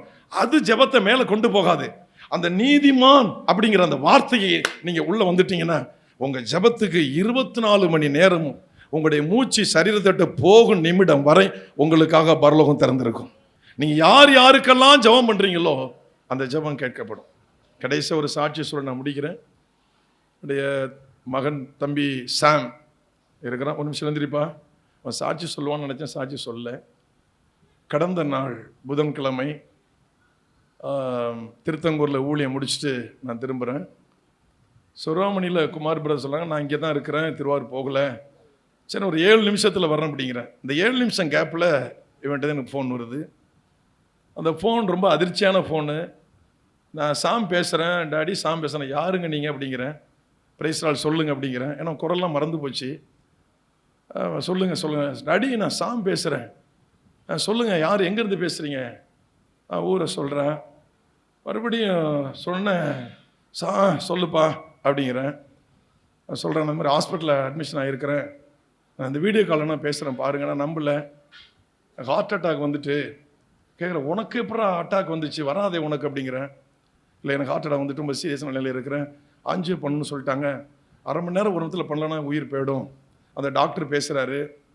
பேசிட்டு சொல்கிறாரு, சார் லேட் பண்ணாதீங்க, ஒவ்வொரு நிமிஷம் அவன் செத்துக்கிட்டு இருக்கான், ஒரு 1/2 hour மிஞ்சி போன 1 hourல பண்ணி ஆகணும், எல்லாம் முடிஞ்சு சார் அப்படிங்கிறாங்க. அப்புறம் எங்களுக்குள்ள பெரிய குழப்பங்கள் வந்து அவனை பேசி மறுபடியும் தஞ்சாவூர் கொண்டு சேர்த்து இன்னைக்கு கர்த்தர் அவனை உயிரோடு நம்ம மத்தியில் நிற்க வச்சிருக்கிறாரு. கர்த்தருக்கு ஸ்தோத்திரம். மனம் திரும்பி அவன் பேசினான். நான் என்னமோ நல்லா இருக்கிறேன். உங்கள் எல்லாருடைய ஜெபமும் தேவை எங்களுக்கு. அதுக்காக தான் நான் எழுப்பி அவனா சாட்சி சொல்லுவான்னு நினச்சேன், அவன் சொல்லலை. தஞ்சாவூர் மெடிக்கல் காலேஜில் இருந்தான். எகோ வச்சு பார்த்தாங்க, அதில் அட்டாக் பிளாக் தெரியல, அடப்பு. பிளட் டெஸ்ட்டில் அவன் இருதயத்தில் அடப்பு இருக்கிறது அப்படிங்கிறது பிளட் டெஸ்ட்டில் வந்துருக்கு. 1 மாதத்துக்கு மெடிசன் கொடுத்துருக்காங்க. அதில் அந்த அடப்பெல்லாம் இல்லைன்னா அவனுக்கு ஆஞ்சியோ கிடையாது. நான் சொன்னேன், நான் நல்லா ஒழுங்காக இருக்கிறேன்னு கர்த்தர்கிட்ட ஒப்பு கொடு, உனக்கு ஒரு அடப்பும் இருக்கவே இருக்காது. அல்லேலூயா, அல்லேலூயா. நம்ம குடும்பத்தில் எல்லார்ட்டையும் ஒப்புரவாகிடு. கர்த்தருக்கு ஸ்தோத்திரம். நான் சொன்னேன், எனக்கு முன்னாடி மேலே மாடியில் உட்காருந்தான். ஆனால் ஆண்டோட்ட சொல்லி அழுதது, அன்றைக்கி நைட்டு 2:30 மணிக்கு தான் நான் படுக்கிறேன். என்னுடைய உறவுகள் எல்லாத்தையும் நான் கால் பண்ணுறேன். எல்லாத்தையும் வித்தியாசமான பதில் வருது. ஏன்னா எல்லாருடைய இருதயத்தையுமே வீணை அடிச்சிட்டான். எல்லாருக்குமே கசப்பு வந்து போச்சு. இவன் இருந்தாலும் சரி செத்தாலும் சரிங்கிற என்ன நினைவுக்கு எல்லாருமே வந்தாச்சு. அப்போ நான் 2:30 மணி எல்லாம் அட்மிஷன் ஆன பிறகு தான் நான் படுக்கிறேன். நான் காலையில் எழுந்து 4 மணிக்கு என்னுடைய தனி ஜெபத்தில் கீழே வரல. நான் ஜெபம் பண்ணுறேன், ஆண்டவரே, தாய் தகப்பன் பக்கத்தில் இருந்தா அந்த பிள்ளை எவ்வளவு தவறு செஞ்சாலும் ஐயோ என் பிள்ளை காப்பாற்றப்படும் சொல்லி அழுது புலம்புவாங்க. ஆண்டவரே, இவன் பக்கத்தில் இப்போ அந்த தாய் ஸ்தானத்தில் அழுது புலம்பு ஒரு திறமை இல்லையா? அதுக்காக அவனுக்கு அம்மா குற்றத்தை பார்க்க மாட்டார், அப்பா குற்றத்தை பார்க்க மாட்டார். ஐயோ என் பிள்ளை காப்பாற்றப்படும், என் பிள்ளைய காப்பாத்துங்க. எங்கேயாவது ஓடி இந்த தாய் காசு வாங்கிட்டு ஓடி இந்த பிள்ளை பார்ப்பாங்க. அன்னைக்கு நைட்டு நாங்கள் யாருமே போகல. பிரபா மட்டும் சொன்ன உடனே போகணும், இல்லைன்னா காலையில் போகலாம், நைட்டு போகணும். அவன்கிட்ட மட்டும்தான் அந்த வார்த்தை வந்துச்சு, நைட்டு போகணும் அப்படின்னு.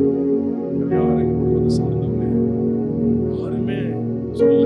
நான் நடந்தது தாய் பக்கத்தில் இருந்தால் என் பிள்ளைய காப்பாற்று நிலைமை வரணும். தாயோட நம்மளை காப்பாற்றுங்க.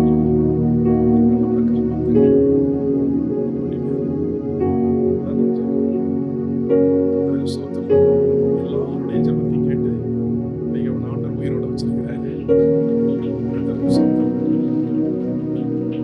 அவளுக்காக எல்லாரும் ஜெபம் பண்ணுங்க. சில நிமிடங்கள் ஜெபிக்க போகிறோம். சில நிமிடங்கள் சோத்திரம். எல்லாரும் வாய்கள் திறந்து எல்லாரும் ஆண்டவரை ஒப்பு கொடுப்போம். தேவன் நல்லவர், தேவன் நமக்கு நன்மை செய்கிறவர், தேவன் நமக்கு உதவி செய்கிறவர். நீ நினைக்கலாம், யாரோ உங்களை பேசியிருக்கலாம், யாரோ சொல்லியிருக்கலாம், அந்த சூழ்நிலை உங்களை பயமுறுத்திட்டு இருக்கலாம். அந்த வார்த்தை உண்மை, அவங்க சொன்னதெல்லாம் உண்மைதான். ஆனால் அதை விட பெரிய உண்மை, அவங்க சொன்ன அந்த உண்மை ஆண்டவர் நொறுக்கப்பட போகிறார். எந்த வார்த்தை இருதயத்தை அசைத்ததோ, நிலை தடுமாற வைத்ததோ, ஐயோ நமக்கு என்ன நடக்க போதோ தெரியலங்கிற பயத்தை உண்டாக்கினதோ, அது யாருடைய வார்த்தையோ, பேயுடைய வார்த்தையோ, மனுஷனுடைய வார்த்தையோ, அல்லது எந்த வார்த்தையோ, இன்றைக்கு தேவன் உங்களுக்கு ஒரு அற்புதம் செய்ய போகிறார். இன்றைக்கு தேவன் உங்களை நிலைநிறுத்த போகிறார். எலியாவை கொண்டு செய்தவர், தாவீதை கொண்டு செய்தவர், இன்றைக்கு உங்களையும் என்னையும் கொண்டு அவர் செய்ய போகிறார். எல்லாரும் வாயை திறந்து, ஆண்டவரே, அந்த தேவ மனிதர்களுக்கு இருந்த பொறுமை, அந்த தேவ மனிதர்கள் இருந்த விசுவாசம், அந்த தேவ மனிதர்களுக்கு இருந்த விசுவாச அறிக்கை, அந்த தேவ மனிதர்கள் இருந்த நம்பிக்கை, அந்த தேவ மனிதர்களுக்கு இருந்த ஜெபம், அந்த துதி ஸ்தோத்திரம் இன்றைக்கு எனக்குள்ள வேண்டும், இன்றைக்கு எனக்கு வேண்டும். வாயை திறந்து கேளுங்க. அன்றைக்கு எலியா இருந்தார், இன்றைக்கு நீங்களும் நானும் தான் எலியா. அன்றைக்கு தாவீது இருந்தார், இன்றைக்கு தாவீது இல்லை, நீங்களும் நானும் தான் தாவீது. வாய்களை திறந்து கேளுங்க. ஹல்லேலூயா, ஹல்லேலூயா. அன்றைக்கு மோசே ஒருவர் இருந்தார், இன்றைக்கு ஆயிரக்கணக்கான லட்சக்கணக்கான மோசைகளை கர்த்தர் உருவாக்கி இருக்கிறார். அவருடைய வார்த்தைக்கு பரலோகம் திறந்திருக்கிறது. ஆமென். நீதிமான் என்று அசைக்கப்படுவதில்லை. கர்த்தரை எனக்கு முன்பாக வைத்திருக்கிறேன், நான் என்றும் அசைக்கப்படுவது இல்லை. அவர் என் கண்மலை, அவர் என் ரட்சிப்பு, அவர் எனக்கு மீட்பு, அவரே எனக்கு உயர்ந்த அடைக்கலம். நான் அசைக்கப்படுவது இல்லை. நீதிமான் என்றும் அசைக்கப்படுவது இல்லை. வாயை திறந்து எல்லாரும் கேளுங்க. வாயை திறந்து எல்லாரும் கேளுங்க. அப்பா, என்னை ஒப்பு கொடுக்கிறேன். ஆண்டவர், எனக்கு பயம் வந்தது உண்மைதான், என் இருதயத்தில் ஒரு நடுக்கம் வந்திருப்பது உண்மைதான். நான் பயந்து நடுங்கி இருக்கிறேன். அன்றைக்கு ஒரு கோலியாத்தினுடைய வார்த்தை இஸ்ரவேல் சமஸ்த சேனையை நடுங்க வைத்தது, சவுலையும் நடுங்க வைத்தது. ஒரே ஒரு அபிஷேகம் பண்ணப்பட்ட மனிதனால் பெரிய வெற்றி கிடைத்தது, பெரிய வெற்றி கிடைத்தது. ஒரு அபிஷேகம் பண்ணப்பட்டவனால், ஒரு அபிஷேகம் பண்ணப்பட்ட மனுஷனால் பெரிய வெற்றி கிடைத்தது. இன்றைக்கு உங்களுக்கு வெற்றி கிடைக்க போகிறது. எதெல்லாம் உங்களை அச்சுறுத்தி கொண்டிருக்கிறதோ, எதெல்லாம் இருதயத்தை கலங்கம் பண்ணி கொண்டிருக்கிறதோ, உடைய இருதயத்தை வேதனைப்படுத்தி கொண்டிருக்கிறதோ, அதை கர்த்தர் உங்கள் பாதத்தின் கீழே போட போகிறார். உங்கள் பாதத்திற்கு கீழாக்க போகிறார். உங்கள் பாதத்திற்கு கீழாக்க போகிறார். உங்கள் பாதத்திற்கு கீழாக்க போகிறார். அந்த பிசாசுகளை உங்கள் கையில ஒப்பு கொடுக்க போகிறார். அந்த துஷ்டர்களை உங்கள் கையில ஒப்பு கொடுக்க போகிறார். உங்கள் கையில ஒப்பு கொடுக்க போகிறார். ஆண்டவருக்கு நன்றி சொல்லுங்க. ஆண்டவருக்கு நன்றி சொல்லுங்க. என்னை பயன்படுத்துங்கப்பா, என்னை பயன்படுத்துங்கப்பா. அல்லேலூயா, அல்லேலூயா. நான் எப்பொழுதும் உம்மை எனக்கு முன்பாக வைத்திருக்க வேண்டும். அல்லேலூயா. இஸ்ரவேலின் தேவனாகிய கர்த்தருக்கு முன்பாக நிற்கிற எலியாவாகிய நான் சொல்லுகிறேன், அப்பா உமக்கு முன்பாக நிற்க கிருபை தாரும். உமக்கு முன்பாக நிற்க கிருபை தாரும். உமக்கு முன்பாக நிற்க கிருபை தாரும். வாயை திறந்து எல்லாரும் கேளுங்க. ஒரு அற்புதம் நடக்க போகுது. அல்லேலூயா, அல்லேலூயா. எல்லா வீடுகளிலும் பஞ்சம். எலியாவுடைய வார்த்தை எந்த வீட்டில் நம்பினார்களோ அந்த வீட்டில் மாத்திரம் பஞ்சம் இல்லை. அந்த வீட்டில் மாத்திரம் பஞ்சம் இல்லை.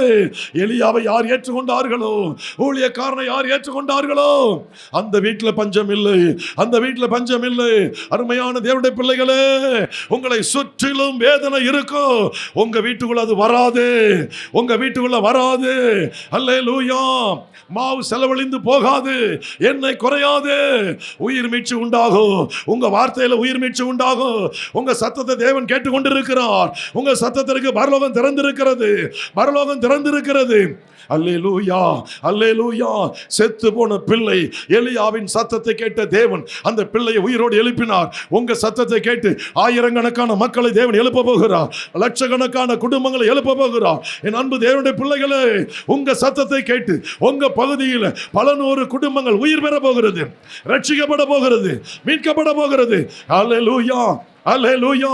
ஒரு எலியாவின் சத்தத்தை கேட்டவர் உங்கள் ஒவ்வொரு சத்தத்துக்கும் பதில் கொடுக்க போகிறார். நன்றி சொல்லுங்க ஆண்டவருக்கு. ஸ்தோத்திரம் சொல்லுங்க. என்னை பயன்படுத்துங்கப்பா, என்னை பயன்படுத்தும், என்னை பயன்படுத்தும். நான் சவால்களை ஜெயிக்கணும். நான் சவால்களை ஜெயிக்கணும். நான் சவால்களை ஜெயிக்கணும். எனக்கு எதிர் இருக்கிற பிரச்சனைகளை நான் ஜெயிக்கணும். நான் தோற்று போக கூடாது.